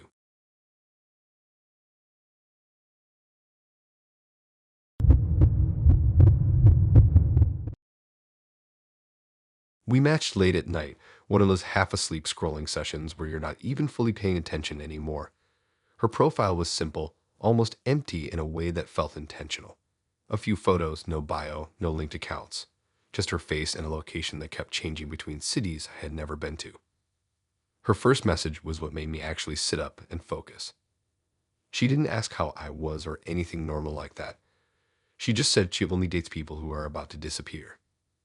At first I thought it was a weird joke. One of those dark humor lines people use to seem mysterious. Almost unmatched right there, but curiosity kept me in the conversation. I asked what she meant by that. She didn't answer directly. Instead, she asked if I had ever felt like parts of my life were already missing before they were supposed to be. That kind of question is designed to mess with your head if you think about it too long. I told myself it was just weird flirting and tried to keep it light. But she kept going. She said she could tell when someone was close to being erased. That was her wording. Erased. Not broken up with. Not moving. Not changing jobs. Erased. I should have stopped there. That should have been the exit point. But instead, I asked when she thought that would happen to me. She responded almost immediately. Soon. We agreed to meet in person a couple days later. Against better judgment, I picked a quiet area near a train station. Not because I felt safe, but because I didn't want a long trip home if things got weird. She showed up on time. That part surprised me. Most of the time, people who talk like that don't show up at all. She looked exactly like her photos. Maybe even more normal in person. That was the worst part. If she had looked strange, I could have written everything off immediately. But she didn't. She looked like someone you would forget walking past on a street. We walked a bit before sitting down on a bench near the edge of a small plaza. Nothing special around us. Just people passing through, no one staying long. The conversation in person was quieter than online. Less direct, more pauses. She didn't act like she was trying to impress me. More like she was observing me the same way you would watch something slowly change shape over time. At some point, she asked if I had checked my phone recently. I said no, not really. She told me I should. That's when everything started breaking. I'd opened my phone like normal, expecting messages, notifications, whatever. But there was nothing. No contacts. Not hidden or missing. Gone.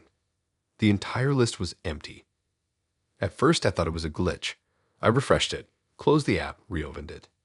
Still empty. Then I checked my social apps. Every account I normally used either logged me out or showed blank profiles. Some just didn't load at all, like they had never existed. It felt like my phone was slowly forgetting who I was supposed to be connected to. I looked at her, expecting some kind of reaction. She didn't seem surprised.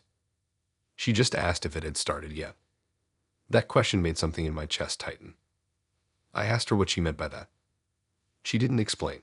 Instead, she said it usually took a few minutes after meeting someone. Meeting someone. Not matching. Not talking. Meeting.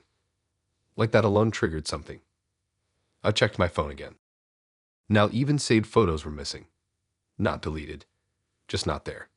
Empty folders where there should have been memories. I started feeling something close to panic at that point, but it wasn't loud panic.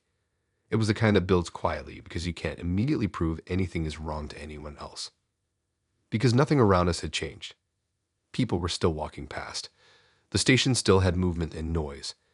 No one else looked like anything was happening. Only my phone was collapsing. She asked if I still remembered my best friend's name. That question hit differently than the rest. I tried to say it out loud in my head. It took longer than it should have. Then I realized I couldn't clearly picture it. Not fully.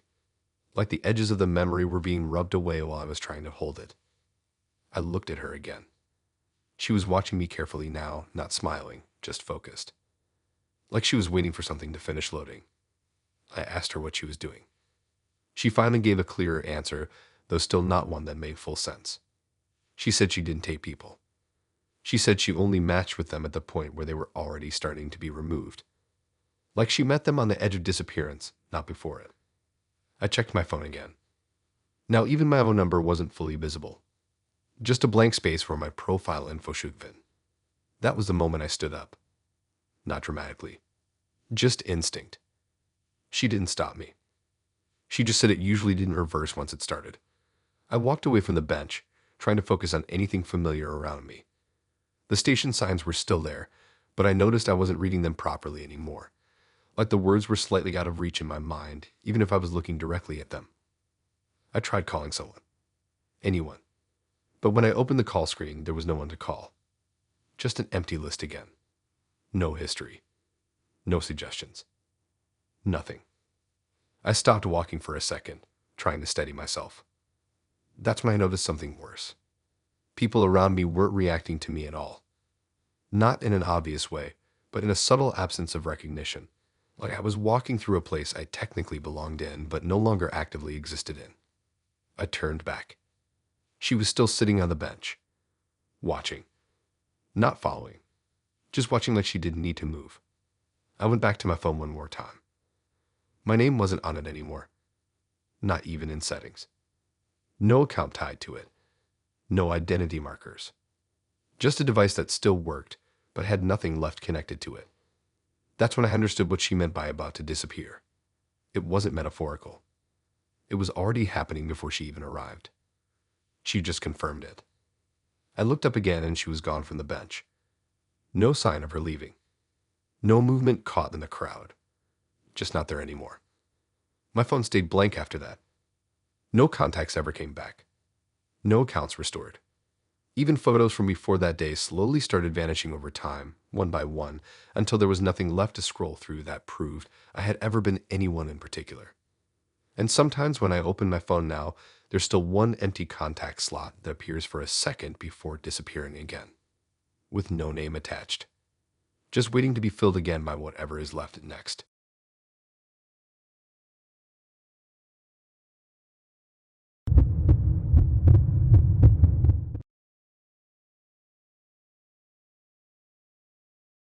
I didn't think a name could start to feel wrong when it was directed at you enough times. Like hearing it over and over would eventually make it fit. But with him, it never did. It always sounded like he was talking to someone slightly to the left of me. His name was Daniel. We matched on Tinder after I moved into a new area for work. Nothing special about his profile. Normal photos, normal vibe, nothing that made me hesitate.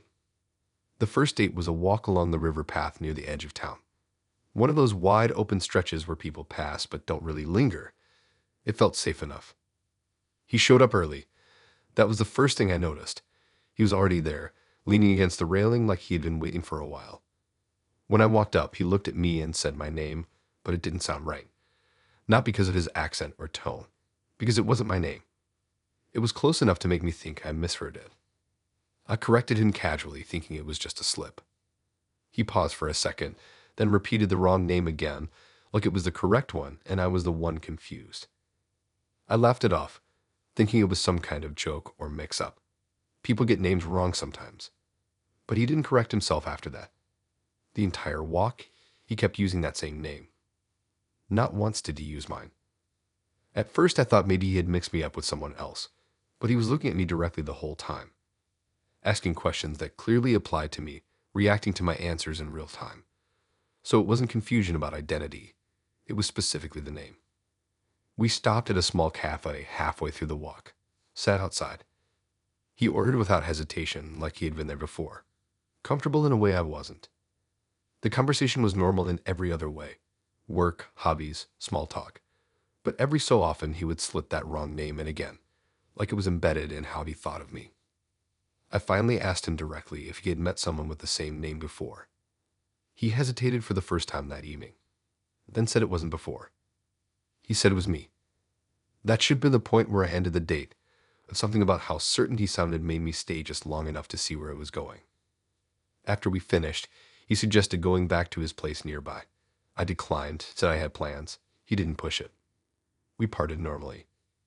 I thought that would be the end of it. But the messages kept coming after. Still using the wrong name. Always consistent. Always confident. At some point, curiosity started outweighing annoyance. I checked his profile again, thinking maybe I had missed something obvious. There was nothing unusual. Just normal pictures, normal bio, nothing that explained the name situation. But then I noticed something I hadn't before. One of his photos looked slightly off. Not edited, just familiar in a way I couldn't place immediately. A girl standing next to him, slightly out of focus. Same build as me, same hair length. I zoomed in. It wasn't me. But it looked close enough that it made me uncomfortable. I tried not to think about it too much and left it alone for a while. A few days later, he asked to meet again. I'd agreed, mostly out of curiosity more than anything else. This time we met at his place, a small apartment on the edge of the city. Nothing remarkable about it from the outside. Inside felt slightly too organized, not clean in a normal way, but arranged in a way that felt deliberate, like nothing was left to chance. He offered a drink. I declined. We sat in the living room. And almost immediately he used the wrong name again. But this time it felt heavier. Like it wasn't a have anymore. Like it was something he believed completely. I asked him where he got that name from. He didn't answer directly.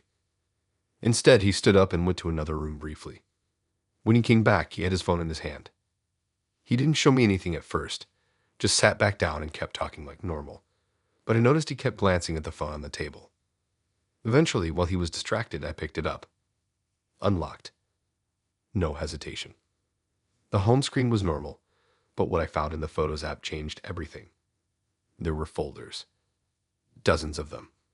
Each one labeled with different names. The same wrong name he kept using for me was there too. I opened it. Inside were photos. At first I thought they were just normal pictures, but then I realized they weren't casual. They were structured. Different locations, different days. Same person in all of them. A woman who looked almost identical to me. Same face shape, same hair, same posture in most of the images. But it wasn't me. I kept scrolling, trying to understand what I was looking at. Some photos were taken from a distance, some closer. Some looked like they had been taken without the person noticing at all. And then I found something else. A news article screenshot saved in the same folder. Missing person. Same name he had been using for me. Same face. The picture attached to the article looked exactly like me at first glance. But it wasn't me. The date on the article was from months ago. I felt my stomach drop slightly. Because suddenly the wrong name wasn't just a mistake anymore. It was connected to something real. I put the phone down carefully and looked at him. He was still talking, still calm, still using that name like it was natural. I asked him directly why that name was in his phone. He stopped speaking mid-sentence, just stared at me for a second, then said it wasn't in his phone. That was the moment everything felt unstable, because I had just seen it. He reached for his phone quickly after that, like he realized something had shifted. But I already knew enough. I stood up and said I had to leave. He didn't try to stop me, just watched as I grabbed my things. But as I was walking out, he said the name again. Same tone as before, like nothing had changed. Outside, I checked my own phone immediately. Searched the missing person report again. It was still there. But now I noticed something I didn't before. The missing woman wasn't just similar to me. She was identical. Down to details I only recognized because I was looking too closely. Same scars. Same small facial marks. Things I thought were unique to me. I don't know how long I stood there looking at it before I moved again. But after that night, I stopped replying to him. Blocked everything. Changed routines. Tried to put distance between what I saw and what I thought I knew about myself. But sometimes when I catch our reflection at the wrong angle, I still hear that name in my head. And for a second, it almost feels like it belongs to me.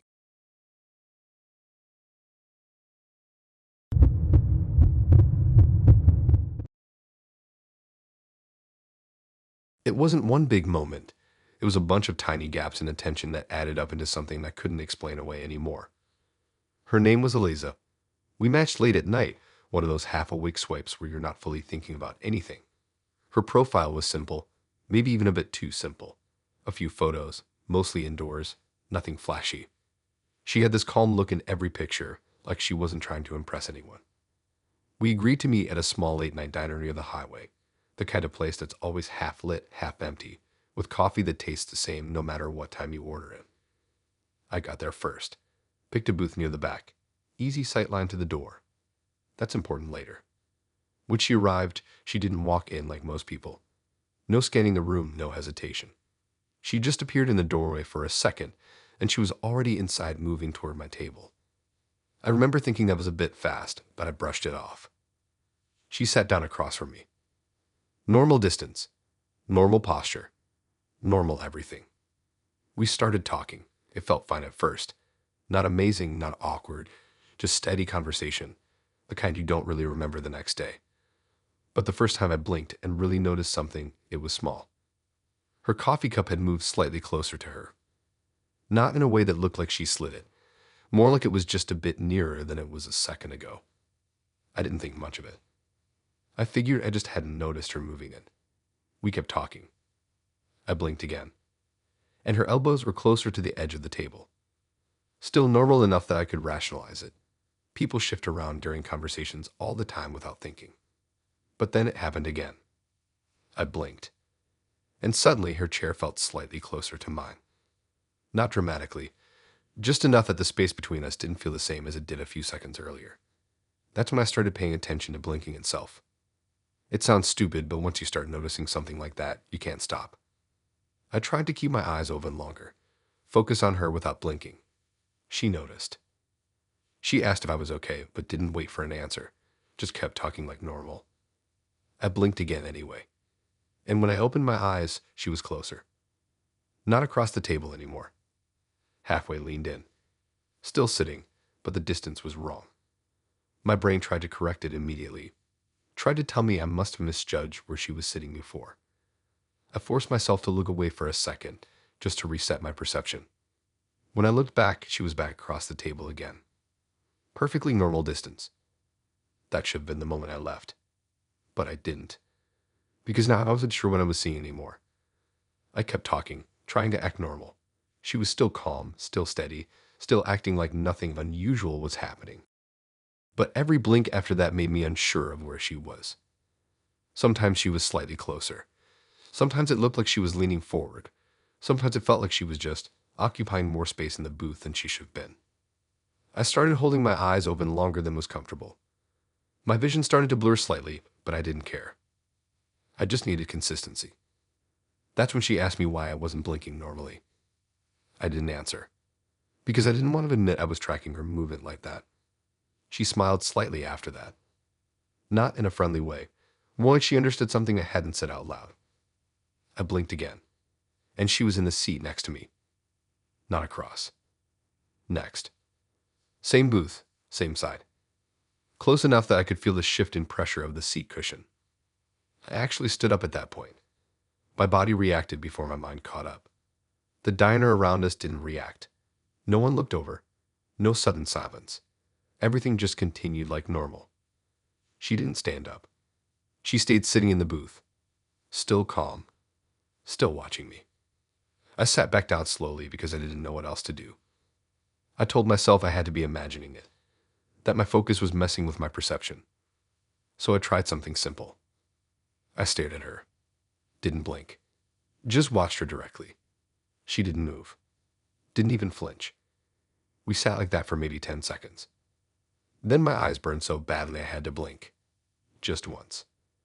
And when I opened them again, she was leaning in right in front of me. Not sitting, not shifted, just there. Close enough that the table didn't feel like it existed anymore. I leaned back hard, nearly hitting the booth behind me. She didn't react to that either. Just watched me like she had been waiting for that exact moment. That's when she finally spoke in a lower tone. Not louder. Closer. And said I finally saw her now. That sentence didn't feel like normal conversation. It felt like something confirming a pattern I hadn't been aware of until it completed. I stood up fully this time. She didn't stop me. Didn't reach out. Didn't follow. Just stayed in the booth. Watching. I walked out of the diner without paying attention to anything else inside. The air outside felt too open after that, like my sense of space had been recalibrated in the worst way. I checked my phone while standing outside. No messages from her. No trace of the chat even being active. I looked back through the diner window. She was still sitting there. Same seat. Same distance. Like nothing had ever changed. I watched for a few seconds. Then blinked without thinking. When I opened my eyes again, she wasn't in the booth anymore. I checked inside quickly. No one seemed to notice anything missing. Just an empty seat across from where I had been sitting. I left immediately after that. Didn't go back. But now sometimes when I'm in quiet places and there's no one around, I catch myself trying not to blink for too long. Because I still remember what it felt like when she got closer every time I looked away. And I still don't know which version of her was the real one, or if any of them needed me to keep looking for her at all.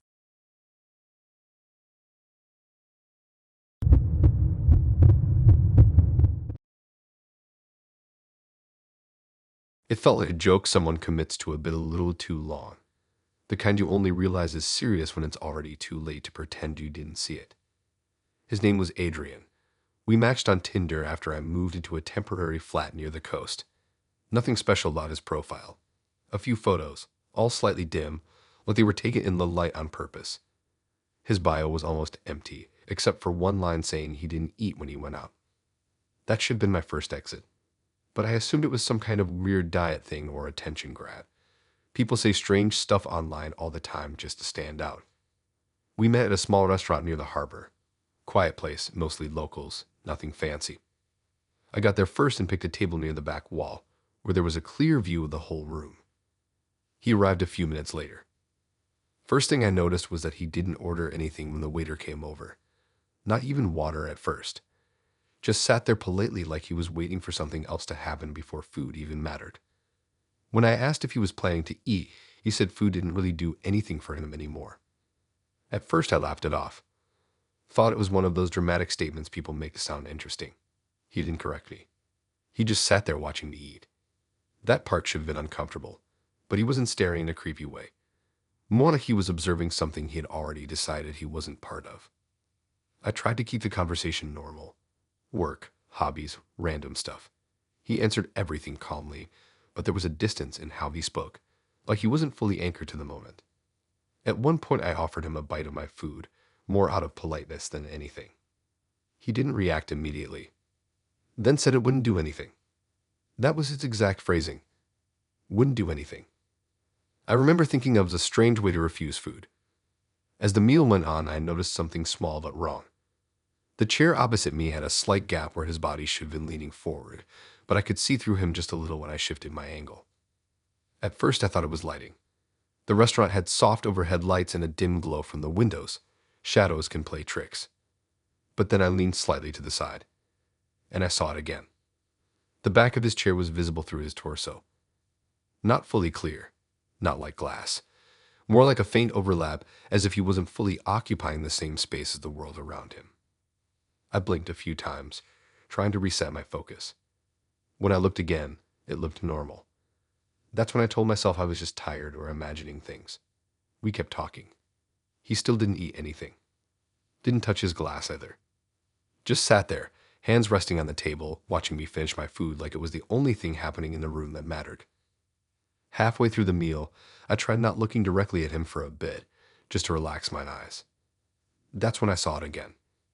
Through the corner of my vision, his outline didn't fully block the chair behind him. Like there was a thin, inconsistent layer of him that wasn't solid. I looked directly at him this time. He was still there. Still normal. Still human-shaped. But something in my brain didn't fully accept it anymore. I asked him again if he was sure he didn't want anything. He repeated the same thing. Food passes right through him. That line landed differently this time. Not like a joke. More like a statement of fact. I remember shifting in my seat slightly, trying to keep the conversation going, but my attention kept slipping back to that space behind him. Because now I couldn't unsee it. Every time he moved, there was a brief moment where the chair behind him became visible through his body. Not always. Not consistently. But enough that it didn't feel like a trick anymore.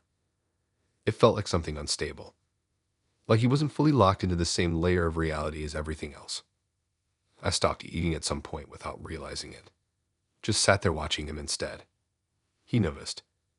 Not in a reactive way. More like he registered the change in focus. He asked if I was done. I said I might be. He nodded slightly, like that answer made sense to him. Then leaned back a little in his chair. And that's when it became undeniable. The chair behind him was fully visible through his chest for a second.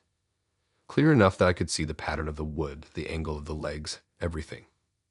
I froze. Didn't move. Didn't speak. Just watched it happen. He didn't react to my expression. Just stayed relaxed, like nothing unusual had occurred. I asked him what he meant earlier. About food passing through him. He looked down for a moment, then said it wasn't really something he could explain in a way that would make sense in a restaurant. That should have been the moment I left. But I was too focused on trying to understand what I had just seen. He stood up slightly to adjust his position, and for a second I lost the overlap.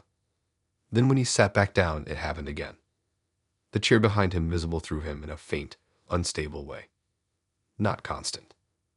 Not solid. Like he was flickering between being there and not fully being there. I pushed my chair back slightly. He noticed. Didn't stop me. Didn't reach out. Just watched. I asked him if anyone else could see it. He didn't answer directly. Just said most people didn't notice things like that unless they were already looking for them. That made something cold settle in my chest. Because I hadn't been looking for it at first. It had just appeared. I stood up properly this time. Said I needed to go. He didn't argue. Didn't try to stop me. Just nodded slightly like the conversation had reached its natural end. As I walked away from the table, I made the mistake of glancing back once. He was still sitting there. But for a brief moment, when he lifted his glass, I could see straight through his arm. Clear enough that the chair behind him looked like it was floating in empty space for half a second. I left the restaurant without looking back again. Outside, the air felt too normal compared to what I had just seen. I checked my phone while walking away. No messages from him. No trace of anything unusual in the app. Just a normal match history like nothing had happened. I tried convincing myself it was lighting, reflection, exhaustion, anything explainable. But I couldn't shake the image of that chair behind him. Still visible. Still sitting exactly where it should have been. Just without him fully blocking it anymore. And for a moment before I left, I was sure I saw him smile slightly. Not at me, but through me.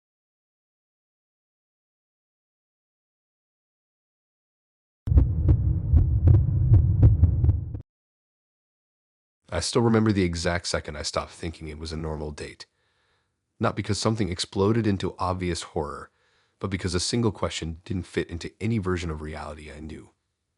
Her name was Mira. We matched on Tinder during a boring night where I was just swiping out of habit more than anything else. Her profile was strange in a quiet way. No loud captions, no overdone photos. Just her in different places that didn't feel like they belonged to any specific city. Empty streets, blank rooms, dim hallways. We met at a small cafe tucked between two closed shops. The kind of place that always feels slightly too quiet even when people aren't inside. She was already there when I arrived. Sitting near the window, hands folded, watching the street instead of her phone. She looked normal. That's the worst part. Nothing about her made me want to leave immediately. We ordered, talked a bit. Standard stuff. Work, hobbies, nothing deep. She spoke calmly, like she was observing me instead of participating. Then, halfway through, she asked me something completely out of place. She asked how I died. At first, I laughed. Not because it was funny, but because it sounded like a joke that didn't land properly. One of those weird dark humor lines people say to be edgy. I told her I didn't know what she meant. That's when the shift happened. She stopped blinking for a second longer than normal, like she was processing an error. Then she said she didn't understand why I was acting like that. Because I'd matched with her, and everyone who matched with her was already dead. I remember the way the cafe suddenly felt less real after she said that. Not quieter. Not darker. Just slightly misaligned, like I was no longer fully synced with it. I asked her what she meant, still thinking it was some kind of role play or prank. She tilted her head slightly, and said this wasn't the kind of place people who were alive ended up in. That sentence should have made me leave immediately, but instead I looked around the cafe. There were other people inside.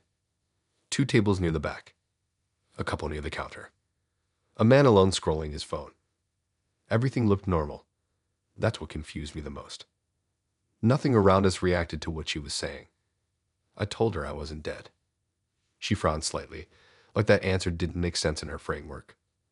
Then she asked me if I remembered how it happened. I laughed again, but it sounded weaker this time, because something about the question made my memory feel soft, like trying to hold on to water. I said nothing happened. She didn't respond immediately, just looked at me in a way that felt less like curiosity and more like checking a detail on something already filed away. Then she said it was common at first, that most people didn't remember right away. I started feeling uncomfortable in a way I couldn't easily explain, not fear exactly.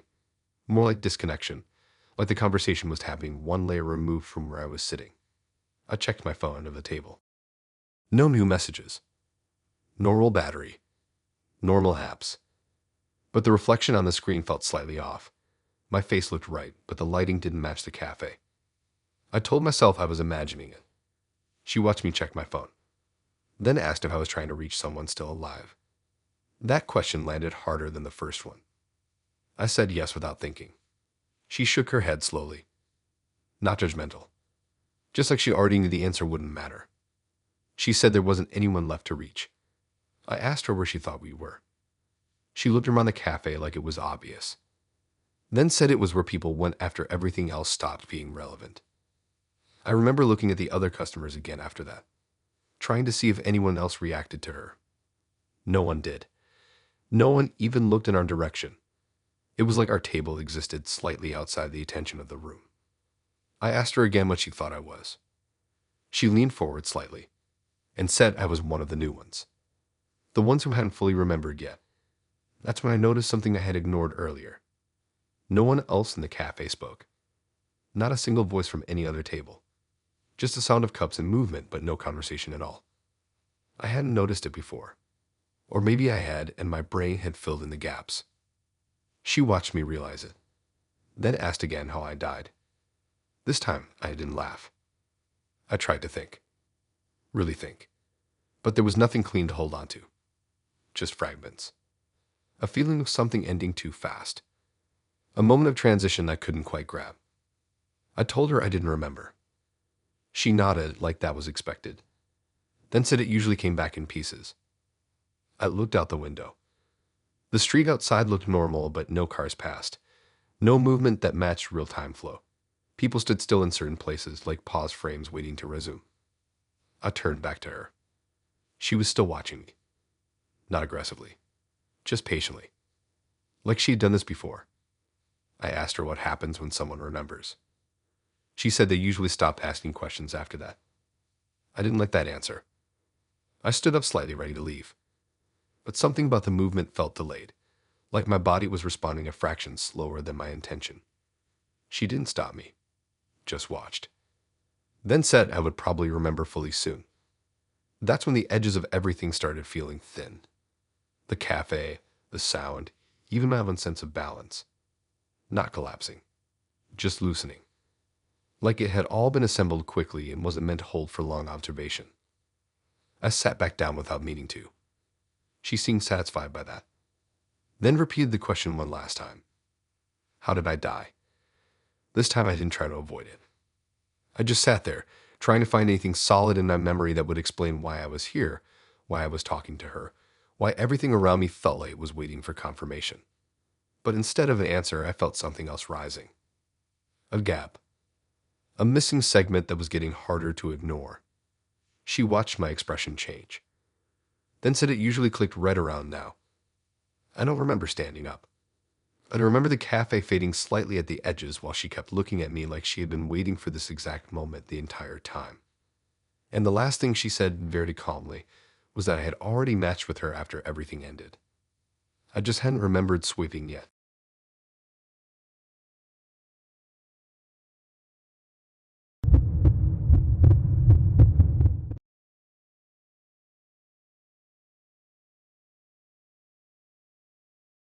I didn't think much of it when he pulled his phone out and set it on the table between us. At first it just looked like a guy being slightly awkward on a first date, maybe recording a vlog or something for himself. People do weird stuff like that now. I've seen worse. His name was Rowan. We matched a few days earlier, nothing unusual. His profile was a bit too clean, like every photo had been taken in controlled lighting. But he seemed normal enough in messages, so I agreed to meet at a small late-night diner just off a quiet road near the train line. When I arrived, he was already there, sitting in the booth facing the door.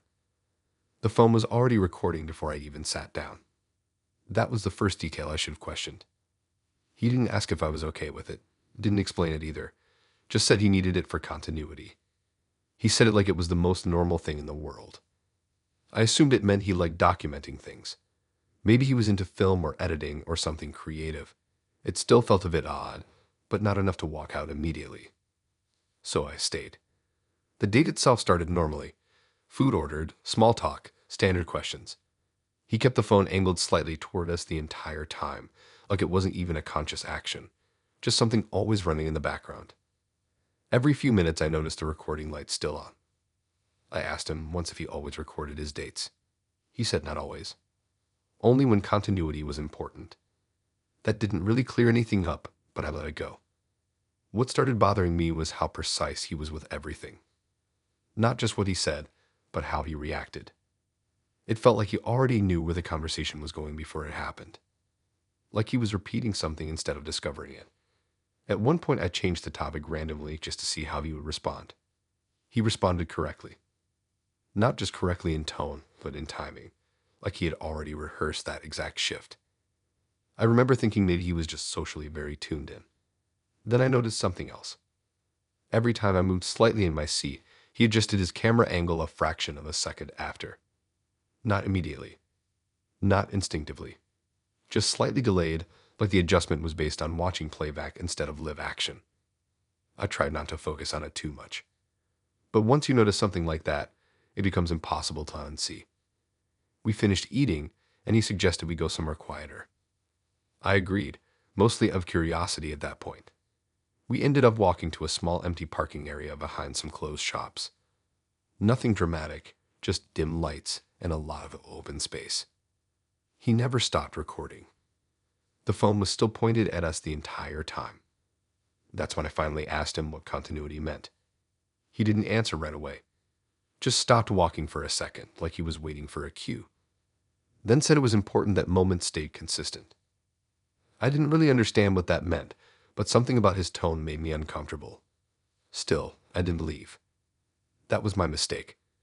We sat on a low concrete edge near the lot. He set the phone down facing us this time, propped against a bottle. Still recording. The conversation drifted again into normal territory, but I kept noticing little things. He would finish my sentences slightly too well. React to pauses like he already knew how long they were supposed to last. At one point, I laughed about something small and casual, and he paused before laughing too. Just a fraction of a second later, like the reaction wasn't spontaneous. That's when I started feeling like I wasn't part of a conversation anymore. More like I was inside something already structured.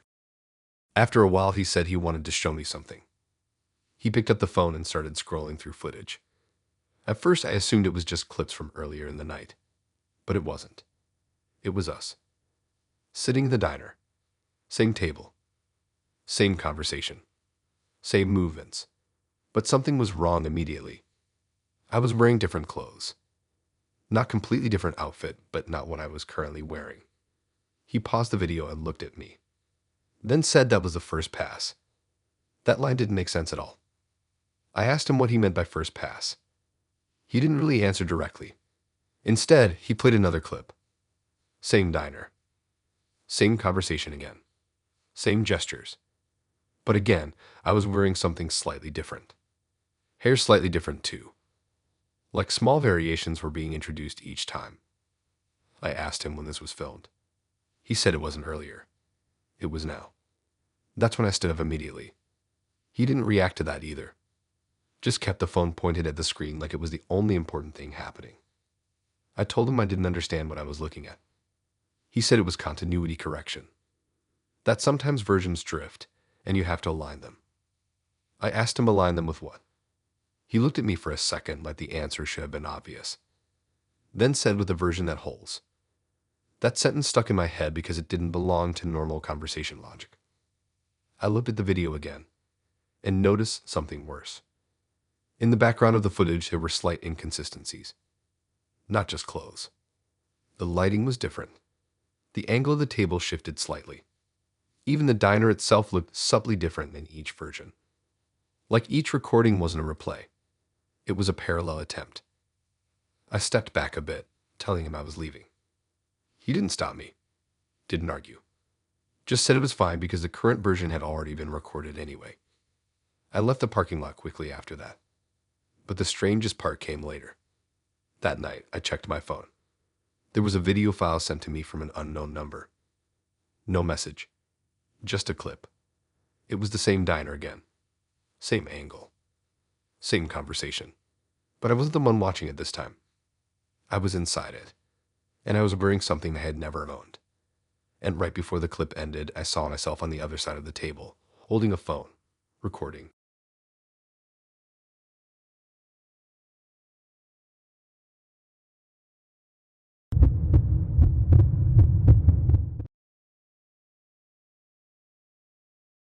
I still don't know what I matched with that night, and I don't think I'm supposed to. Her profile was called Lena when we first started talking. That's the name that showed up. Simple photos, soft lighting, nothing weird at all. We agreed to meet at a small late-night food place near the river, one of those quiet spots that stays open too late for how empty it always is. When she arrived, everything looked normal. Same face from the photos, same calm way of walking in like she already knew where she was going. She sat across from me and checked her phone once before putting it face down on the table. That was the first time I noticed something slightly off. The app notification preview on her screen didn't match the name I saw on Tinder. It said something else. But I told myself I probably misread it. We started talking. Nothing unusual. Work, small stories, general stuff. She seemed a bit distracted, like she was half paying attention to me and half watching something I couldn't see. Then I glanced at her phone again, and the name on her lock screen had changed. Not just the name, the profile photo too. Different face entirely. Still her sitting there in real life, but the phone now showed someone else. I tried not to stare too much, but it was hard not to notice. A notification came in, and the preview showed yet another name. Not Lena. Something completely different. I asked myself if I was missing something obvious. Maybe multiple accounts logged in. Maybe some glitch with shared profiles or something weird like that. But then I noticed her expression shift slightly when she saw me looking at her phone. Not defensive. More like aware. Like she knew I had seen something I wasn't supposed to notice yet. I tried to ignore it and focus back on the conversation, but it kept happening. Every time I looked at her phone, something had changed. The profile name was different again. Then the profile picture updated to a different version of her face. Not dramatically different, just enough variation that it felt wrong. Slightly different hair, slightly different angle, sometimes even different lighting that didn't match the room we were sitting in. But in real life, she didn't change at all. Same person, same sitting position, same calm expression. That was the part that made it worse, because one version was stable and the other wasn't. I tried to test it without making it obvious, looked away for a minute, then looked back quickly. Her phone had already changed again. Different name. Different face again. Like the app couldn't decide who she was supposed to be while she was still sitting in front of me. At one point I saw a notification preview that didn't even look like a human name anymore. Just symbols and fragments. And the profile picture showed someone I had definitely never seen before in her seat. I looked up immediately. She was still her. Still sitting there. Still normal. But her phone was insisting otherwise. That's when I asked myself a question I didn't want to fully form. What if the phone was right? What if I was the one seeing the stable version and everything else was correcting itself around her? She noticed I was getting quiet. Didn't ask why. Just watched me for a moment. Then the phone changed again. This time the profile showed a completely different woman. Not even similar. Different face structure, different expression, different everything. But sitting in the same position she was sitting in. I felt my stomach tighten a bit at that point. Because the room wasn't glitching. Only her identity was. I stood up slightly, saying I needed a second. She didn't stop me. Just looked down at her phone again like she was checking something I couldn't access. I went to the bathroom and stood there for a minute trying to make sense of what I had just seen. Checked my own phone out of habit. Her Tinder profile still matched me. But now the name had changed. Not the one I first saw. Not Lena. Something else entirely. I went back out. She was still sitting there. But now her phone was face up. And I could see the profile on her screen had changed again. Different name. Different picture. Different age listed too. All shifting while she stayed physically unchanged. I sat back down slowly. She finally spoke, but only briefly. Not really explaining anything. Just something about how it usually stabilizes after a while. That didn't help. Because nothing about this felt like it was stabilizing. It felt like it was trying to decide what she should be. I watched her phone again as another notification came in. The profile switched again mid-glance. This time the picture was closer to her real face than the others, but still not identical. Like it was converging but not arriving. I asked her carefully if she had ever noticed her profile changing while she was on dates. She looked at me for a second, then said it depends on who was looking at her. That answer didn't make sense in a normal way. But nothing about this situation was normal anymore. I checked the app again on my own phone. Her profile was still there. But now it had multiple names listed under the same account when I refreshed it. Like overlapping identities trying to occupy one space. Then I looked up, and her phone showed a version of me, sitting across from her, in the same seat I was already in. For a second, my brain didn't process what that meant. Then I realized the profile wasn't just changing her. It was updating the entire interaction. She noticed me staring, and for the first time that night, she looked slightly uncertain. Not afraid. Just like something wasn't matching the expected result. Her phone changed again, and now the profile showed an empty chair where I was sitting. No face. No identity. Just a table. I stood up immediately. This time she didn't react normally. Just looked between me and her phone like she was comparing two versions of something that didn't agree anymore. I walked out before it could change again. Outside, I checked the app one more time. Her profile was still there, but now it had no fixed image. Every refresh showed a different face, different name every time, and none of them matched the person I had just been sitting with. And when I looked back toward the restaurant window, I could still see her sitting there, but my phone was showing an empty seat.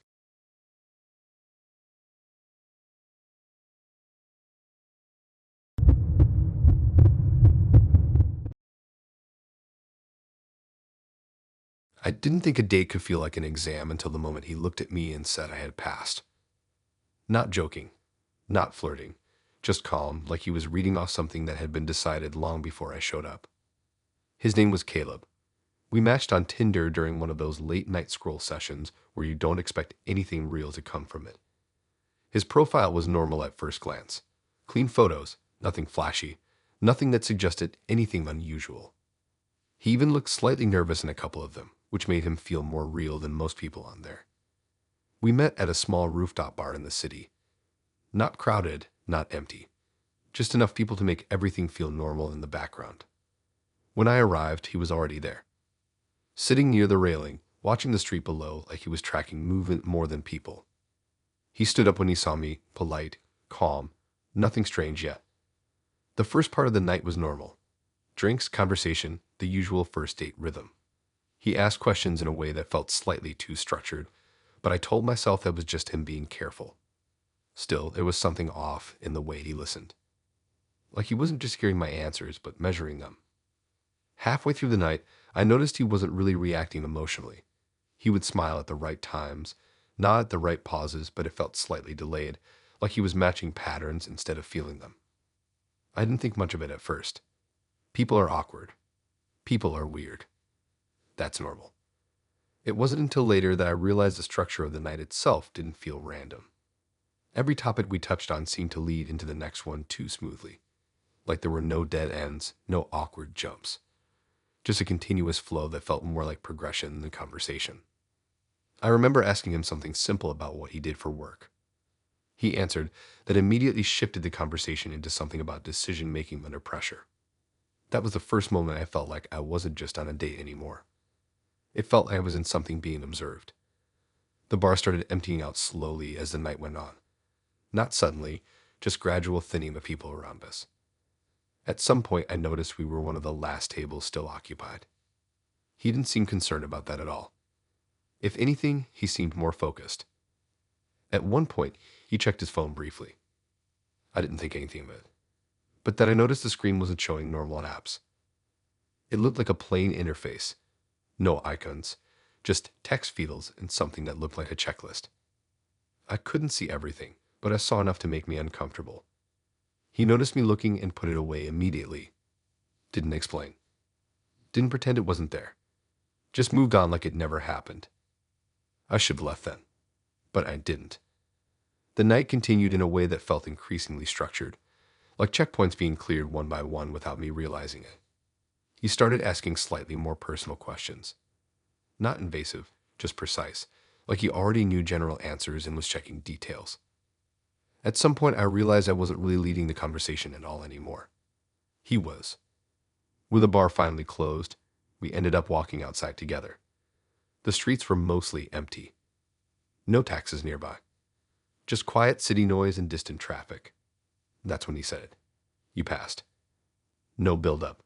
No explanation. Just that.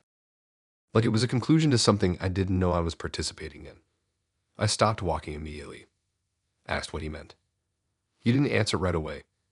Just looked at me for a moment like he was waiting for something to confirm itself. Then said most people don't reach the end of the interaction phase. Interaction phase. That wording didn't feel like normal dating language. It felt procedural. I asked him again what he meant by past. He didn't elaborate. Just said I completed the baseline. Before I could respond, my phone buzzed. A Tinder notification. I remember the timing clearly because it felt impossible that it arrived exactly then. I opened it without thinking. The message was short. Congratulations, you survived this match. I stood there staring at it for a few seconds, trying to process what I was reading, and looked up at him. He wasn't surprised I had seen it, just watching my reaction like it was part of the expected outcome. I asked him if this was some kind of joke. He said no, very calmly. Just no. Like that was the simplest explanation available. I asked what would have happened if I hadn't passed. He tilted his head slightly, like the question didn't apply anymore. Then said most people don't get a notification. That was the part that made my stomach drop slightly, because that implied there were other outcomes I wasn't being shown. I checked my phone again. The notification was still there, but now I noticed something underneath it in the app interface. A hidden match status I had never seen before. Something like completion tracked. A percentage that had reached 100. I didn't remember any system like that existing in Tinder. When I looked up again, he had already started walking away slightly, like the conversation was already finished on his side. I asked him where he was going. He said nowhere. Just that the interaction was complete, and I was no longer part of it. That sentence didn't feel like rejection or dating language. It felt like termination of process. He left down the street without rushing. No dramatic exit. Just gone into the night like he was allowed to stop existing in the conversation once it ended. I stayed there for a while longer, looking at my phone, refreshing the app. His profile was still there, but now it had a small marker under it I had never noticed before. Completed. Not matched. Not unmatched. Completed. I tried opening the chat again. It was empty. No messages. Just a blank history log like nothing had ever been exchanged. I still don't know what I was being evaluated for that night, or why there was a system that told me I survived it. But every time I open Tinder now, I can't shake the feeling that some matches aren't just about meeting people. Some of them are about getting to the end without realizing you were being tested the entire time. And I still don't know what would have happened if I hadn't passed.